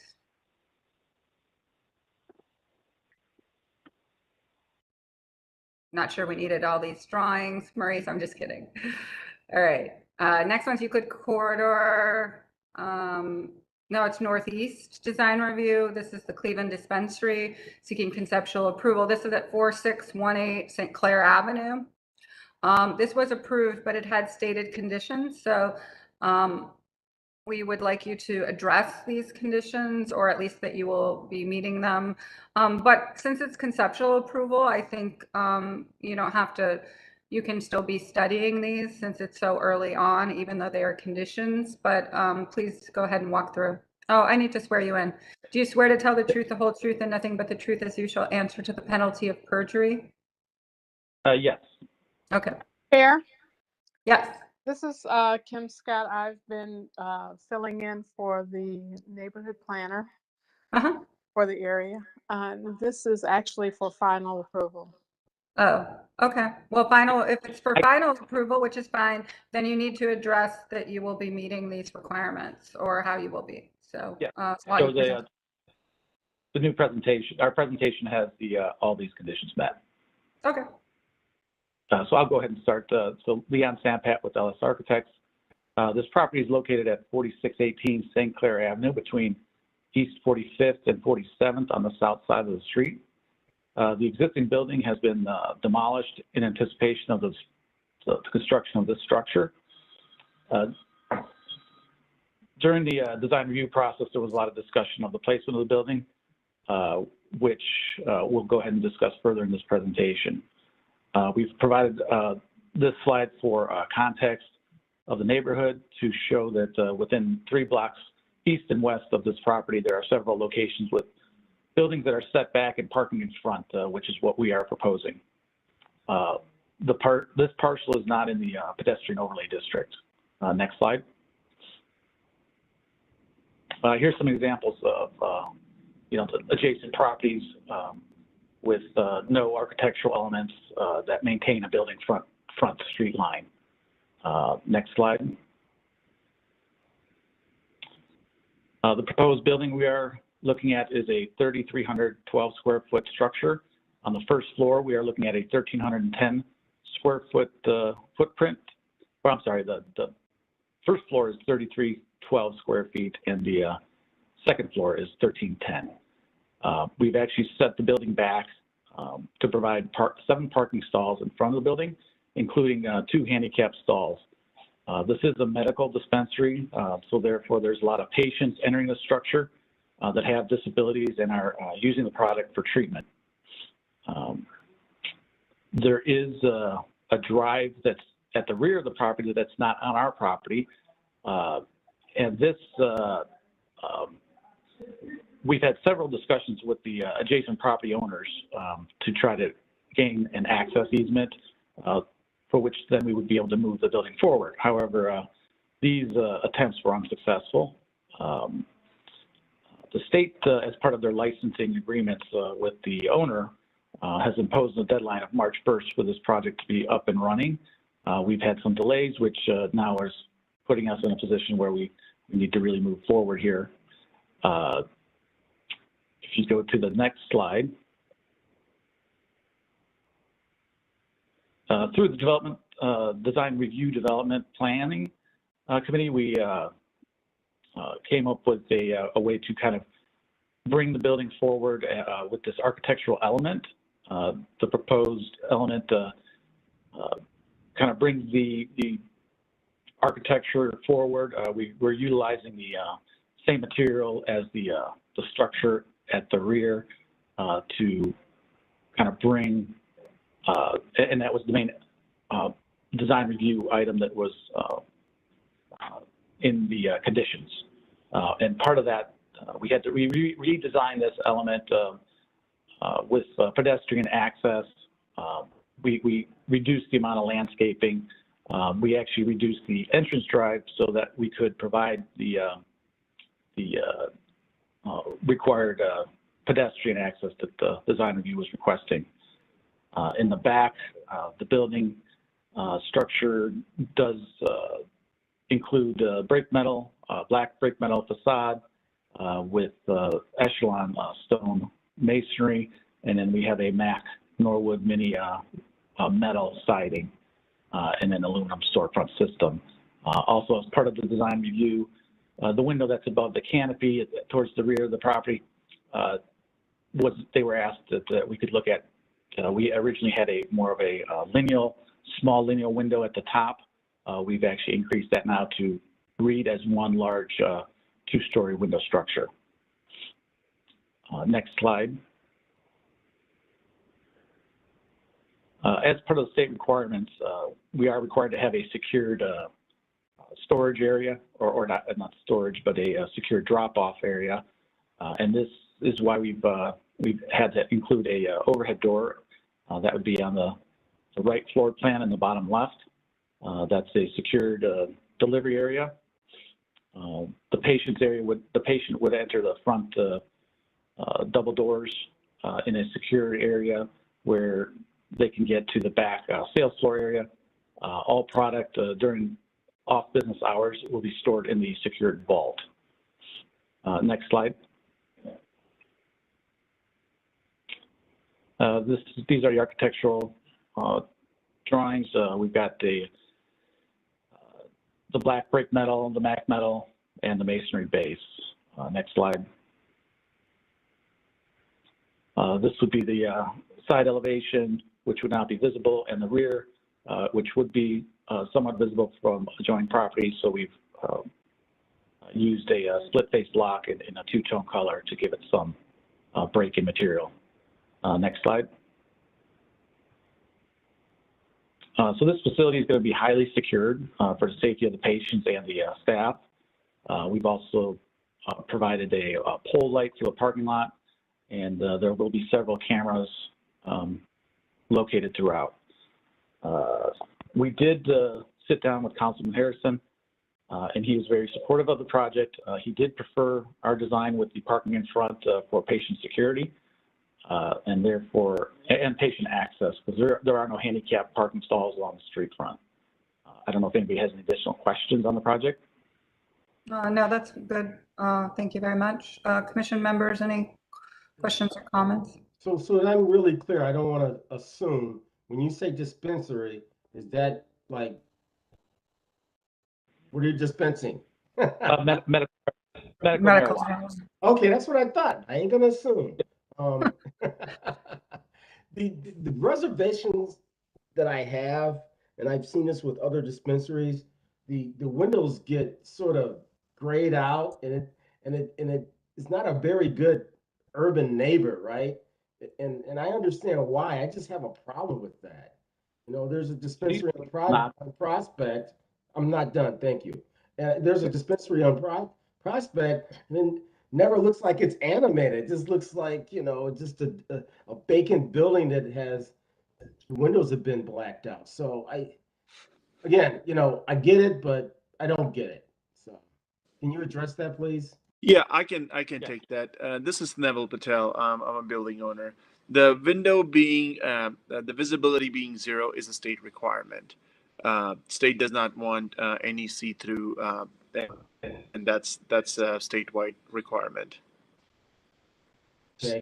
Well, I guess as we navigate this, because I guess it's going to continue to happen, and this is really directed to staff and the commission, we really need to be very careful about the precedent and where we locate these buildings, because we could create a missing tooth, as it were.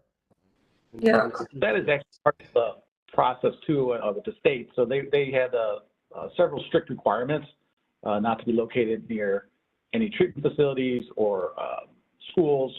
So that has been vetted through the state, this site, and then the license is granted for this particular site. You cannot move this. So these will not be able to just be popped up anywhere. I was going to add, I do think that in this instance that the I guess that you could call it the archway that you're building, you know, the arch kind of up by the street. I do think that helps quite a bit. So to August's point, since in some ways it's set back and there won't be that visibility, I'd say I appreciate, is the word I'd use, the arch and how it might activate in a kind of gateway way up at the street. So I actually like that solution as opposed to just a straight parking lot with black ornamental fencing. So I want to say that I think that was a really nice solution. I don't know where it came from, but I think it's not only good marketing for you guys, but it's a good solution. So thank you. So before I ask for a motion or any other comments, are you stating here on the record that you are meeting all of these conditions that? Correct. Yes, okay, just want to make sure because we're going to ask for final approval. So commission members? I move for final approval, incorporating all of the stated conditions. Downing. And I second. Motion and a second, can call the roll. Downing, Yes. Luker, Abstain. Curry, Yes. Cray Scott, Yes. Slife. Yes. Okay, motion carries. So the next item is a demolition at 6507 Superior. If Brett's here, do you swear to tell the truth, the whole truth, and nothing but the truth as you shall answer to the penalty of perjury? Brett Parsons? Sorry, I was muted. Yes, I do. Okay, all right, you can move pretty quickly through just because we're running a little late. Sure. Yeah, so proposal for demolition, as you said, 6507 Superior Ave. You can go to the next slide. Just some brief information. It's been privately owned by the same owner since 2004. The property has had an official complaint and the city has had to board up this property on occasion. The site plan would be to demolish the structure and then the remaining land would be cleared, graded, and seeded with grass. You can go to the next slide. This property is on Superior, bordered by Norwood Road and East 67th. You can go next slide. Here are some exterior photos of the house. As you can see, it has had to be boarded up in various locations. If you can go next slide. There are just some photos of the interior of the property. You can see there's some damage. If you can advance to the next slide. Here are two of the photos that show some of the larger damages that have occurred in this property. And you can advance again. Just more photos. You can see the wall has sort of been torn up in some locations. And then if you go to the next slide, our site plan, as I said, demolish the structure, remove all foundation and subgrade material, level the site with clean backfill, topsoil, seed, and straw would be our plan for this property. And that's all I have for this property. And this will be privately owned, so you'll just be putting a lien on the property? Is that correct? I believe so. Okay. You know, it's interesting for me, like, just because of the work on 66th Street and 65th Street, and August knows this well. It's too bad. I understand this. But it makes me think also, it just triggered in my mind that some thinking around the intersection at Superior and 66th and 65th may be warranted because that's where actually 66 dead ends into Superior and 65th continues, and there's quite a bit of opportunity here. It's a different, not for you, but anyway, that's my comment. Move approval, Downing.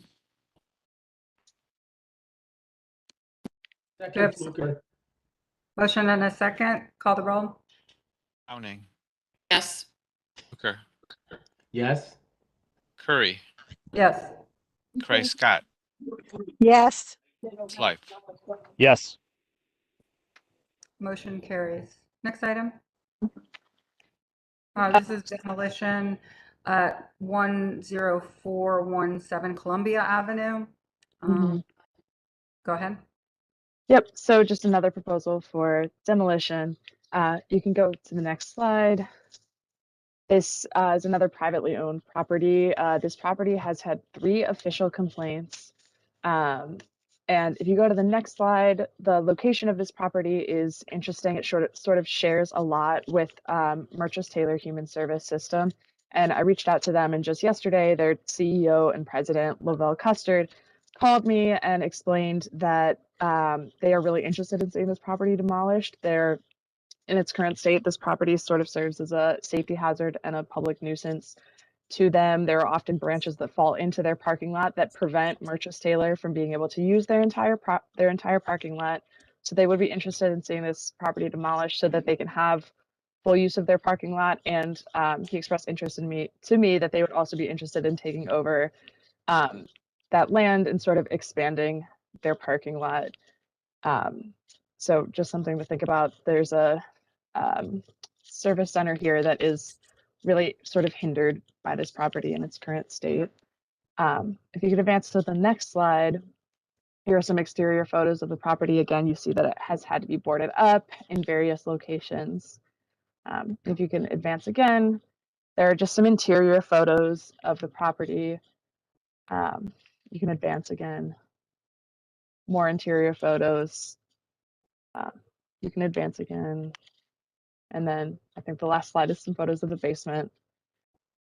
And then next slide. So our site plan would be to demolish the structure, same as last time, but then potentially have the option to see if Merchants Taylor is interested in taking over that parcel, that land, and sort of using it to expand their parking lot. Okay, thank you. Do we have a motion? Madam Chair, I see that design review disapproved this unanimously. Is the planner here by chance, the neighborhood planner? I mean, Yeah, I'm just curious if the neighborhood planner or Joyce back. Yes, I'm here. I couldn't unmute for a second. Yes, we disapproved. I'm sorry. We disapproved this one because it has the potential to be saved. There in the interior photos that you saw, especially in the basement, we noticed that there were electrical panels that could possibly be updated. Some of these are newer, and also thinking of the improvements with East 66, how this property could be taken over. And I understand that Ms. Brett spoke with Mortis Taylor this morning. That was another thing that we brought up, if the adjacent businesses or property owners could be contacted to see if they wanted this space. With this one, there's a school, I believe, next to here that we thought could be contacted also to see if they wanted this property or is interested in acquiring this property.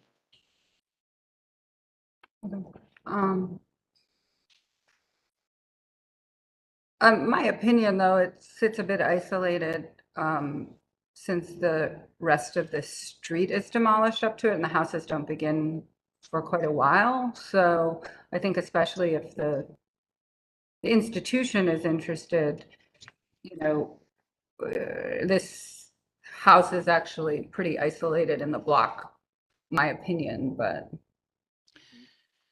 So I'll move approval, given that Mertis Taylor is interested in perhaps expanding their parking lot. Madam Chair, I've seen After a the couple hands demolition. raised. Go ahead. I think Mr. Slythe had his hand raised. Okay. Yeah, No, I did. Madam Chair, I guess I'm curious. So the city demolished, just so everyone knows, the city has the right to demolish properties as a nuisance abatement.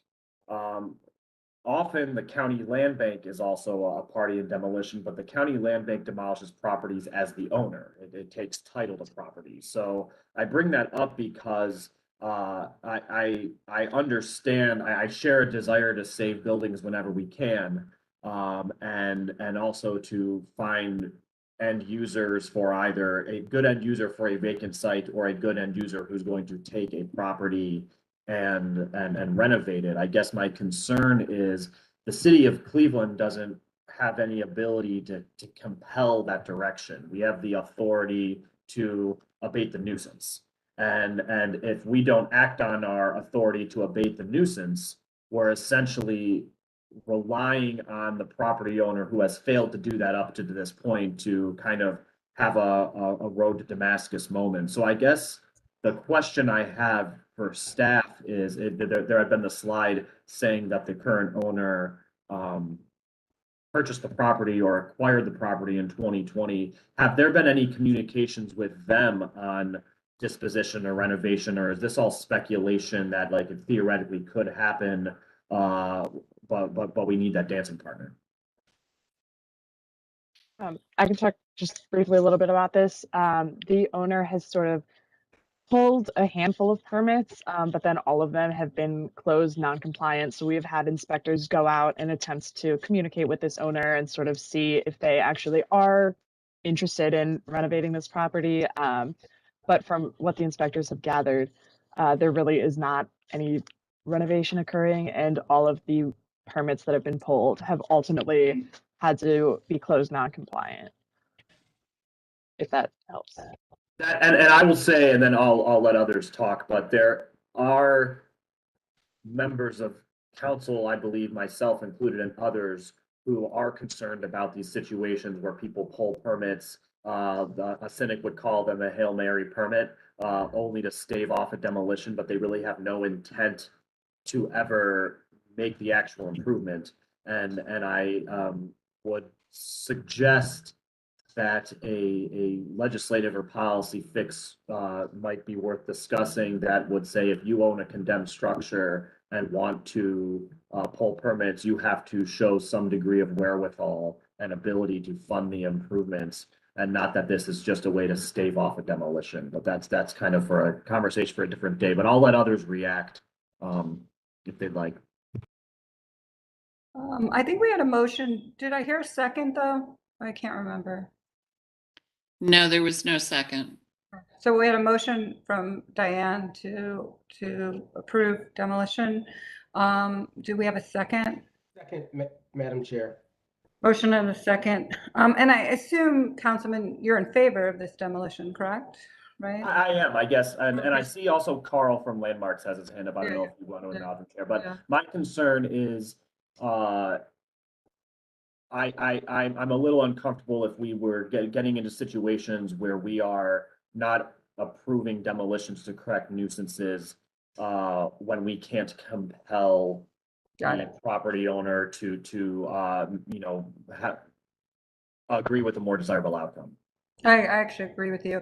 I also think this one, from the way it sits on the block, makes sense because it's not adjacent to the homes. It's in isolation, also just objectively too. So, Carl, did you want to say something before we vote? Yes, thank you, Madam Chair. I want to give a little bit of history on this building because it does have some importance. This is a frame building built in 1909, which is originally located actually at the corner of the lot on Columbia and East 105th as a single family home. The building was moved to the current location on Columbia in 1924. This is 4 years after the Jewish congregation across the street applied for their building permit for their synagogue there. At that time, it was used as a Hebrew school for the large local Jewish community. Its location next to the Columbia School made it an ideal for students. The name was the Cleveland Hebrew School and Institute Columbia branch. The Hebrew school started in 1885, and this school serviced a large population in this area.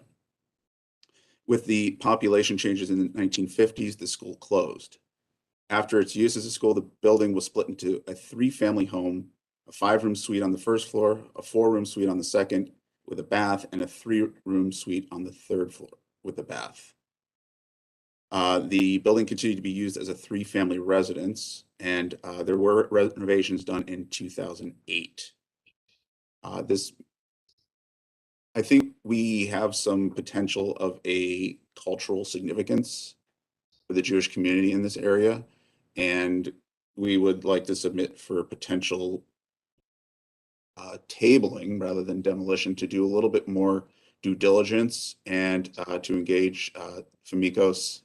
I believe they're the CDC in this area, to perhaps, we don't know why this person stopped doing this renovations. It looks like they did try to start, they pulled the permits. We don't know the circumstances. And I think I would ask for consideration of a little bit more time to find out what's going on and if there are any other alternatives to the demolition of this building.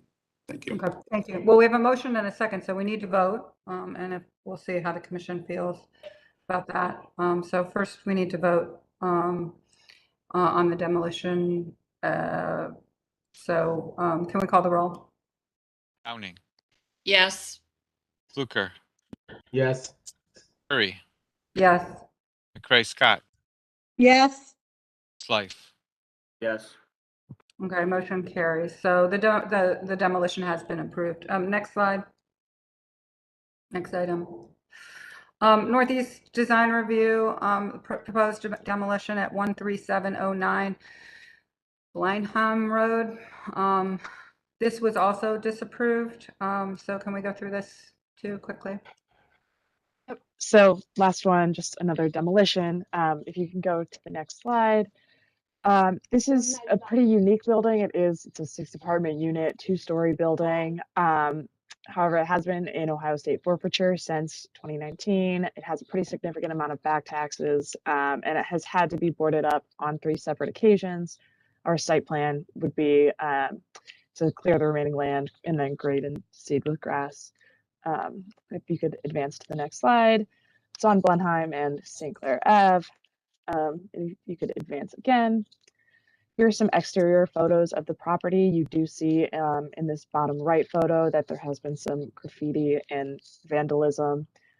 If you advance to the next slide, you can see sort of the extent of damage in this property.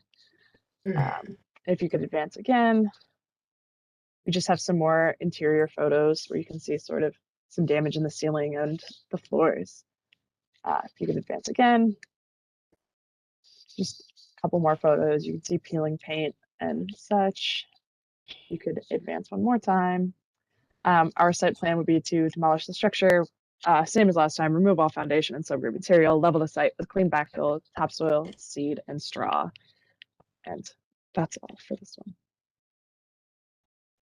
So why was it disapproved unanimously? Just So, because, oh, sorry, go ahead. no, it's you. I apologize. So, just the idea that it is sort of a unique structure with a sort of smaller scale apartment, and just that if it could be renovated, obviously that would be ideal. And so just sort of a hope for renovation, especially with this being in state forfeiture, and hoping that someone would be able to have the resources to be able to renovate such a unique structure. Madam Chair, I will move approval of this demolition and comment, again, just to provide a little clarification. If a property's been in state foreclosure since 2019, I believe it's twice a year that you can buy properties from the state of Ohio through forfeiture. And we have a pretty established process where the land bank will take in, the county land bank will take in residential properties through forfeiture. The city gets a lot of its vacant land through forfeiture. But when it comes to these vacant buildings, obviously it's like these large ones, it's a liability to take on. But if anyone had been interested in this property since 2019, they essentially could have acquired the property at the value of the delinquent taxes, which I think is what's about $30,000. So it's in the absence of someone having stepped forward, I think it's reasonable to assume that there aren't interested parties that are going to step forward. And that's why I make the motion. I'll second. Downing. Thank you. Motion and a second. Let's call the roll. Downing, Yes. Fluker, Yes. Curry, Yes. McCray Scott, Yes. It's life. Yes. Motion carries. Thank you very much. We'll see you soon. So we have mandatory referrals. I think we have a few of these. So this is ordinance 8672022 designating the Romanian Baptist Church as a landmark. I believe we'll have a presentation, but I'm going to ask that this really go very, very quickly. We do not need much to do this nomination if we agree. So please move quickly. Thank you, Madam Chair. Carl Brungers, Landmark staff. Next square. Next slide, please. Location of the church is one parcel south of the Gordon Square Historic District. Staff was asked to begin this designation process by the Councilwoman Jenny Spencer. Next slide, please. I'm just using this as reference that this dates back, Romania as a country dates back to 1600 under Michael the Brave before his assassination back then. So next slide, please. I was just giving this as context as to how Romania came into being during World War I, and after Romania actually joined later at the aim of gaining lost lands, officially recognized via the Treaty of Versailles and the Treaty of Trianon. Next, please. And that is Romania today. Thank you. The greatest migration is much later than most. They came along different routes. It's a broad cultural identity, and an estimated 120,000 Romanians came to America. Unfortunately, the exact number is not known because many of this was in the Austrian-Hungarian Empire, and census records would list them from only those two countries. Next, please. Romanians, Transylvanian Saxons were typically the first to leave, and there was a large enough settlement here by 1891, and they still have that presence here as Saxonheim Hall. We talked about solitary migration versus chain migration families and why they came here and then to go back to buy land. Next, please. Romanians in Cleveland, the area here, the first Romanian Mutual Benefit Society actually still exists at Carpentina Hall, and there are multiple locations in the Detroit Shoreway area. Next, please. And it's known as Little Romania. You can see the church there. So continuing on, please. The Romanian Baptist Church was organized in 1910. One of the earliest, if not maybe the second of this denomination. The first was in Cincinnati, and started very small as they do. And then you can see their growth in this area. Next, please. A little bit more on their history of how they grew and under different leadership of different missionaries. And then eventually they got the land donated, but outbreak of World War I delayed construction. Next, please. The church was designed by architect John H. Graham, who designed many buildings in the local area, including the Film Exchange building, which is also a designated Cleveland landmark. Next, please. Fark, the missionary, was given full-time status, ordained as a minister, called elsewhere, and then the new pastor came in, and he would be there for the next 35 years. Next, please. Reverend Danilo Pescu was there, had been attending a conference in Atlanta when he was unable to return to Romania due to the war. He was invited to become the pastor here, and eventually he would bring his wife and 2 children from Romania. Next, please. He was actually sent back to Europe to investigate the plight of refugees, and he was influential to the Baptist World Alliance and helped resettle hundreds of displaced immigrant families, and his testimony was assisted in helping develop the Immigration Nationality Act of 1965. Next, please. Should also note. You can really just go to the building and the structure and the site. I don't mean to interrupt you. Okay. We just really have a lot of items. Okay. Go ahead. This is a site of an important event, but with the former king who was deposed. Building meets the criteria for landmark designation, age, integrity, and significance. Next. It is currently for sale and is why this allowed. So here's the significance. It hits most of our check marks. If you go back to the images, who owns this current structure? It is currently owned by MKJ Enterprises LLC since 2019.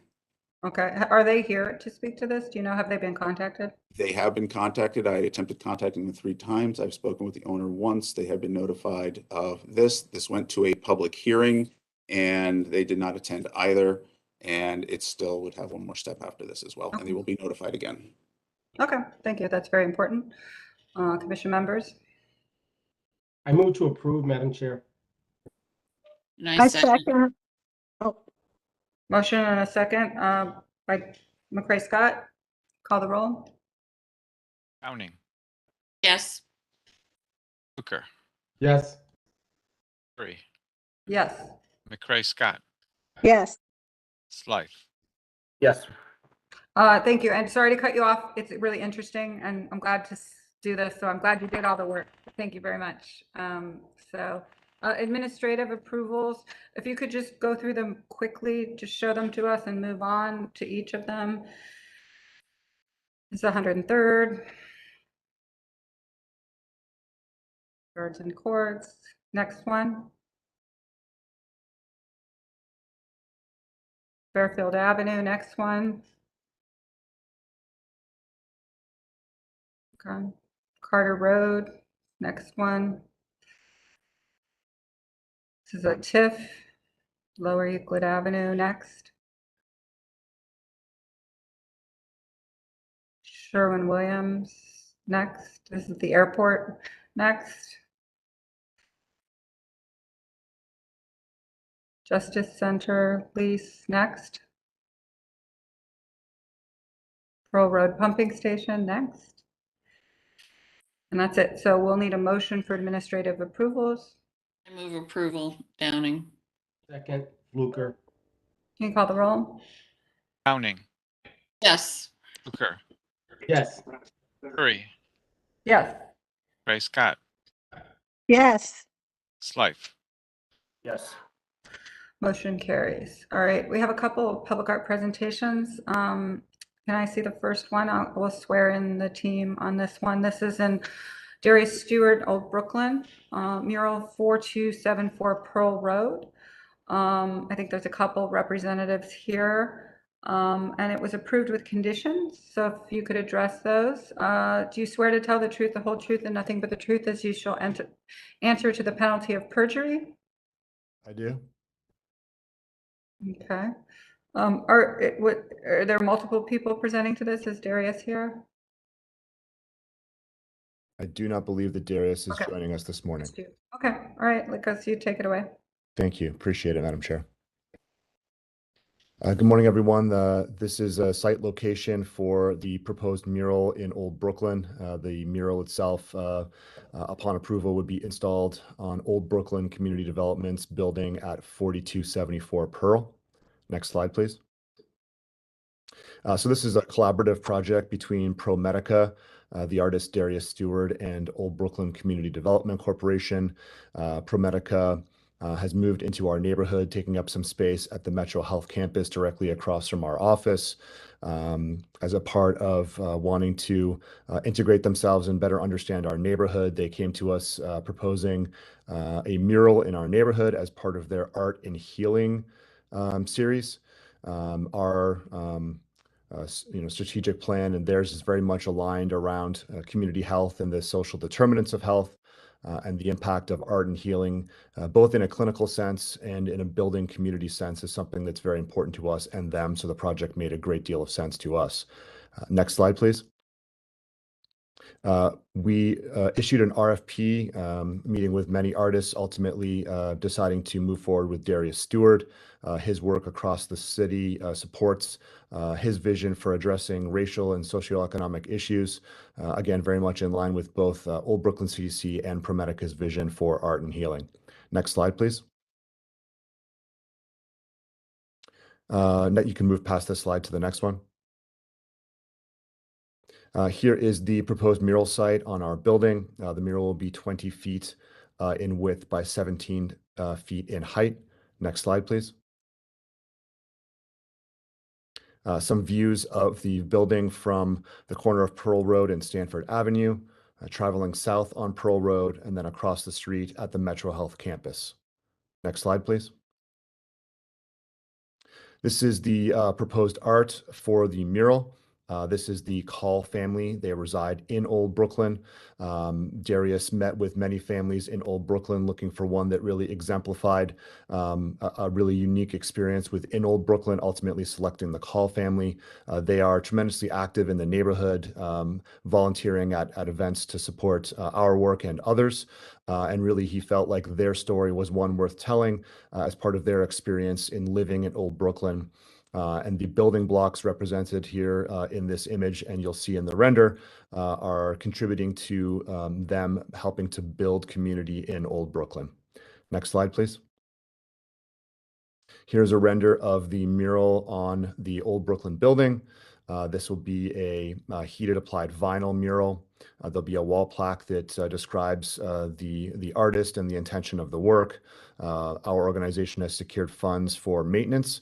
As it relates to the comments from Near West Design Review, we will be lowering the mural to align with the window on the left, as well as removing one light fixture and shifting the mural slightly to the right to allow for another light to remain. That is it for us. We appreciate the time this morning. I move approval. Downing. I second McCray Scott. Okay, we have a motion and a second. And do we have any further discussion? Can I comment real quick? Sure. Who's this? Councilman Harsh, Ward 13. Okay. Okay. Yeah. Hi, welcome. Hi. Hey, I just want to thank Darius and Lucas for doing such a great job. This piece of art had a few iterations in a few locations and was kind of moving around trying to find its natural home. And I think that the piece they came up with is so much bright and inviting and warm, and so much of a more colorful addition to the community. I think it's a really, really great example of communities working together, because I think that's a lovely photo of a lovely family. I think we started off with something that was kind of heavy, and I think that just brings more of the best in the neighborhood forward. So I want to thank Darius and Lucas for working so hard and taking so much time to do this. I think this is a wonderful contribution to the neighborhood, and I really look forward to having one of Mr. Stewart's pieces in Old Brooklyn, because I think he's going to be an artist that we remember down the line. Oh, thank you, Councilman. It's great to have you. Appreciate it. So we have a motion and a second. Can we call the roll? Downing. Yes.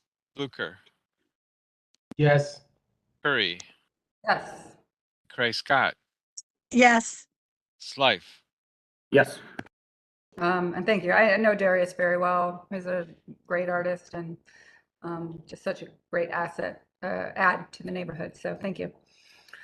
The next item is Angela's Family Restaurant. This mural is at 7121 St. Clair. Is Maeve here? Maeve from St. Clair Superior? I don't know. Available? Is Tara available? Yes, I'm here. I just wanted to make a couple of comments and then I'll turn it over to Maeve. I don't think Maeve is here. So if you could just present it very fast, and we don't Okay. need a ton. But if it was approved unanimously, if you could walk through, because we are going to lose Diane in a few minutes. Madam So, Chair, Maeve is Yeah. here. oh, Maeve is here. Where? I don't know if she's having audio issues. She's unmuted. I wonder if she's having mic issues. Okay. Yeah, Well, just so I present can it. go through it. I can go through Just it. do it real fast. Yes, Go for it. St. Clair Superior Development Corporation, it's asking for retroactive approval on this mural. The artist got started on the mural based on permission from Councilman Hairston, and the CDC has new staff, Maeve of which is one of the new staff working with him. And so the mural had been completed by the time that she found out what the process was for design review. You can go to the next slide. Hey, Tara, this- can you guys hear me now? Oh, yeah, you go ahead. Sorry about that, everyone. I had a Bluetooth connection issue. Okay, if you could go pretty quickly though, maybe we're really running out of time, so walk through. So, as Tara was saying, the mural is located on the corner of 72nd and St. Clair, and this is the building on Angela's Family Restaurant, right on the side here. Next slide, please. So this is a view from the street and one of the initial renderings of the project. Next slide, please. Some more renderings in the superimposed version of that mural on the side. The dimensions of the mural will be 10 feet by 40 feet. Next slide, please. Sorry, I can't even see this. Basically, the project will be sealed with an anti-graffiti, thank you, anti-graffiti sealant, and the property owner, Mike Contos, has agreed to take care of routine maintenance. And we have obtained support from the business owner and the councilman. And I think that is all. So it's already painted though. Correct. And we do apologize for this being a retroactive process. Lesson learned, and we will definitely be better communicators in the future. Okay. Commission members. Move approval, Downing. Second. Slide. Motion is second. Call the roll. Downing, Yes. Fluker, Abstain. Curry, Yes. McCray Scott, Yes. Blythe. Yes. Okay, motion carries. Thank you very much. Thanks for coming. Thank you. I'm not sure who's presenting this. It's PetBot. Right, this is Robert Knopp, Section Chief for Permits and Sidewalks, City of Cleveland. I know Allison, I think, is also online to assist if and comment as need be. Hello, everyone. Just before you go, we don't have any more action items, do we? Just asking before we lose everyone, because this is just for information. So are there any other action items, Michael, before we go into this one? There are not. So this is the very last presentation, and then there's Okay, the I just want to make sure because director's report. okay, because Diane will be stepping off. So please go forward. This is for information only. And go ahead. I apologize for interrupting. Thank you. Again, my name's Robert Knopp, Section Chief for Permits and Sidewalks with Engineering Construction. And we're here to go and just give a quick information brief to Planning Commission about PetBot. If you can go to the next slide. All right. So what is PetBot? PetBot stands for Planning, Engineering, Traffic Engineering, and Bureau of Traffic. This was created last February with Matt Moss from Planning, Commissioner Rob Mavick with Traffic Engineering, and myself. And it was created due to trying to get a bridge gap between planning and engineering, because there is a few issues that we have found in the past and also currently within the design approval and permitting process. And what happens that the projects are being approved by planning, in which the developer or who would come before planning didn't understand any of the mandatory right-of-way improvements regulated by engineering design, which caused some financial hardships on the developers. Part of this is because usually when you go to planning commission, the developers only have maybe an agreement for purchasing property, but once they submit to building and housing, they must own the property.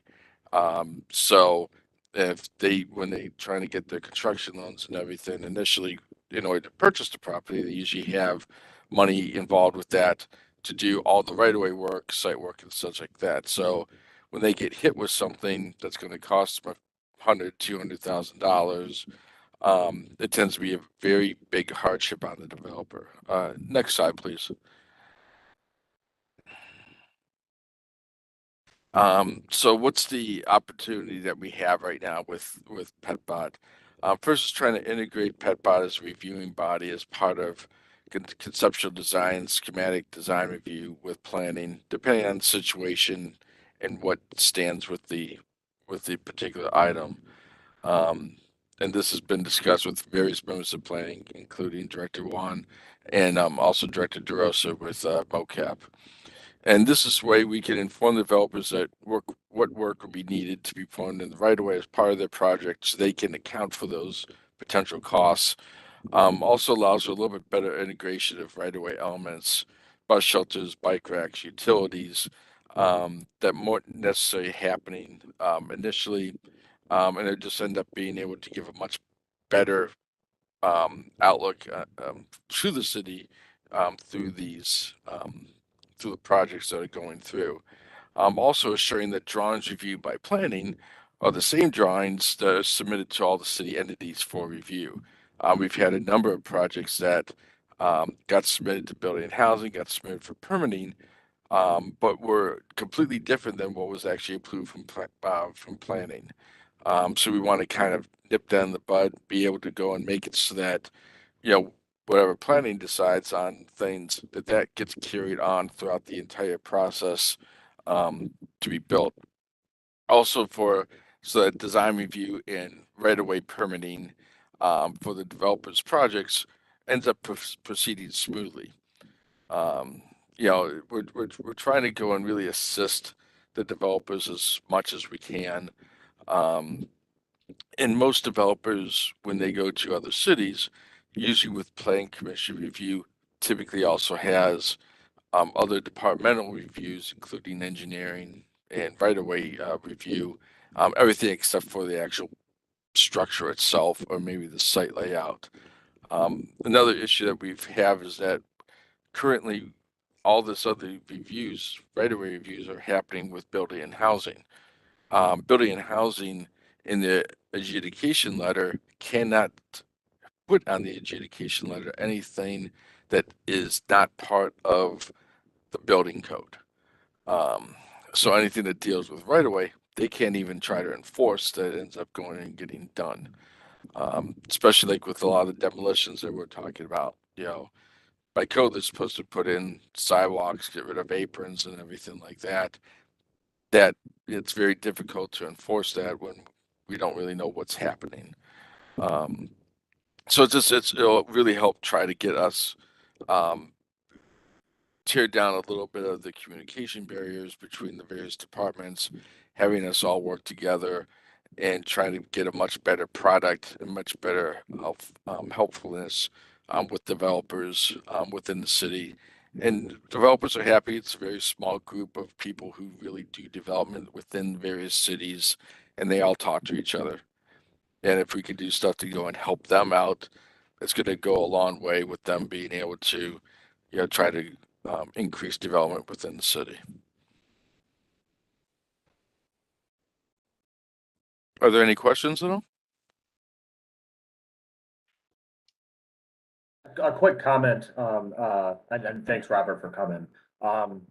Just, I guess, two things. One, in addition to, first of all, I love the name. It sounds like it's like a little animatronic dog, so a little disappointed in that sense. But I think that the need for this is great. So I'm glad to see that there's this level of collaboration. I'd be interested in this group also being proactive on some of the infrastructure projects that come our way, especially the ones from like ODOT, where they come for approval, and I'm using that term ironically because the project's been so developed and baked and invested in that they're essentially giving us they're informing more than they're really giving us a choice. But I would like for us to be able to make sure that these larger infrastructure projects are also meeting our planning expectations, advantageous to the city and its residents.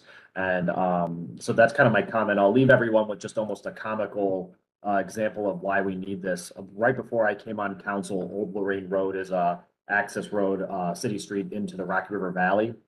And Metro Parks got 2 calls in 1 week from the city of Cleveland. One from traffic saying that we were going to close the road, and one from planning saying we are going to invest in the road. So just that's the degree to which the city hasn't always talked to itself historically. So bodies like this can help us be more efficient. I appreciate that, Councilman. Thank you very much. Like I said, Sorry, go ahead. No, go ahead, Mr. Fluker. Thank you. I would just want to echo Councilman Slide's comment. I I think too, and I think Madam Chair can appreciate this. This will really help on bridging the TLC gaps that we often see between planning and implementation. I agree. I agree. Yeah, and you know, Director Juan has been great. Allison Henny with Planning Department has been awesome to work with, and you know, just really getting that communication. Bringing in outside agencies as need be. During the review, if we need to have RTA part of it, if we need to have some of the utilities as part of it from time to time. That's really trying to get everything put together. We're also asked to try to help with the tree preservation ordinance that has gone through, so we can try to address that also as part of our body. Which will end up being also a leg of planning. Okay. You, Rob. This is Director Huang. I just want to provide a brief comment that this has been immensely helpful already. This primarily is an internal review unless requested by the PET body. And typically we like to see this happen before schematic. And so just wanted to make that information available to everybody. Allison Henny made a really great quote. Its purpose, while it may kind of slow things down in the front end, it'll speed things up later, and it'll also just create better consistency across all the planning efforts and implementation. So thank you. Yeah, I was going to point that out, which is that I understand that this might be seen as another layer to outside folks. So although it might speed things up in the back end, or there'll be less surprises, if you will, as you get down the line. I wonder if there's also a way, though, to while this does do that, kind of make sure that the way that it's operated and the way that it's perceived as is consistently being sort of approached with applicants as a kind of a collaborative nature of work where we're trying to kind of work together. So I just don't want it to come across as another layer. I want it to be as kind of front facing to the developers and applicants as a kind of a way of doing business that's more efficient and reads that way, not like another layer. So I don't know what that means. It's sort of in how it actually operates that it has that ethos, my opinion. So, all right, thank you very much. Any other comments? Well, thank you very much, every members of the Planning Commission, Councilman, and Director Juan. Appreciate the opportunity to give this, and I look forward to working with all of you. Okay, thank you. I think that's it with the director's report. So Director Wong. Yes, thank you, Chair. I am in transition. It's been quite a morning for me. So I'll breeze quickly through this. Essentially just wanted to report out around recent grants that we have submitted. And these are related to federal funding.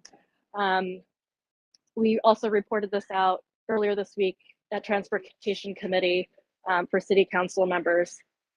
We have applied under the leadership of Callie Mersman for the federal Safe Streets for All grant. We applied for $16 million, and this is primarily to go towards Vision Zero implementation. Vision Zero is our citywide initiative to reduce all crash-related car incident, crash-related injuries and deaths to zero by, I believe it's 2032. So fingers crossed that they receive our application and that we get funded. We'll find out later.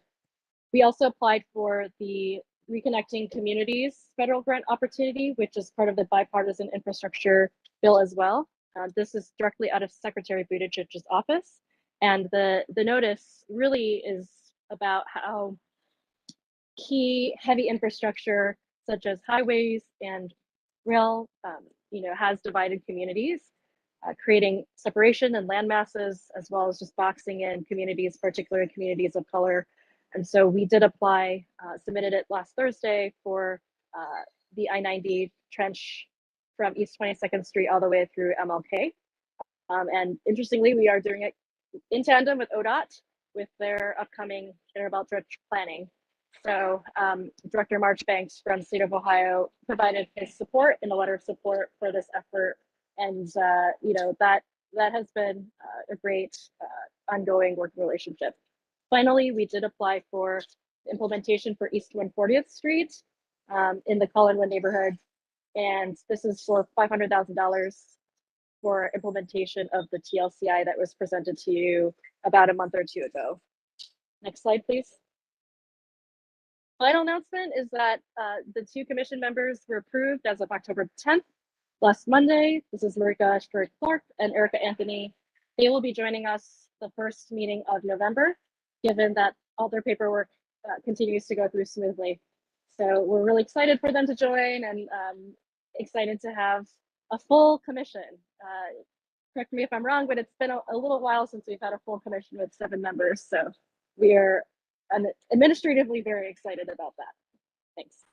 Director Wong, I have a question for maybe you and Lillian, or I should say Madam Chair, I'm sorry, a little informal. I assume that the new members are going through orientation. I do recall when I started as a new member, there was an orientation, but we were all together and the law department was there and we all sort of got a refresher and introduction. Is that fitting? Is that something that could happen maybe once a year so that we all stay focused and sharp? Sure, and just to clarify your request, this is the full commission, not just the new members would gather with law. Is that accurate? Okay, got it. Okay, so yes, we were planning to do an orientation for the new members, but it would be really instructive for everybody to all come together so we could refresh on procedures. And many, if not most of you, went through ethics training, but just to walk through purview and exactly what your decisions mean and how the processes work legally. So great idea, and please look for scheduling for me and Faith and would appreciate your help with that if everyone is on board. Okay.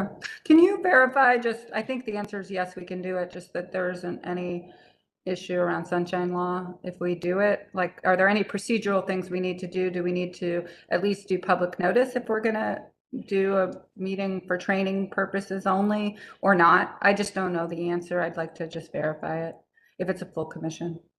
So far as I've spoken with law, because there are no public decisions being made on projects, we can meet and we can also take minutes just to cover everything, just to post them online, make sure that that is publicly recorded.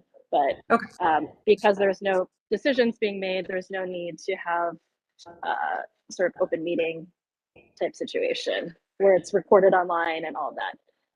Okay. And okay, thank you. Madam Chair, just real quick, I should have said this when the director was at the council table earlier this week on the grants, so I'll just say it now. I want to thank her for helping the local development corporation in my ward put in for a grant to help build a new access point into the metro parks from Cam's Corners, and Director Wong was really helpful and with getting a letter of support from the administration. So I'm optimistic that grant will come through, but I just wanted to say thank you.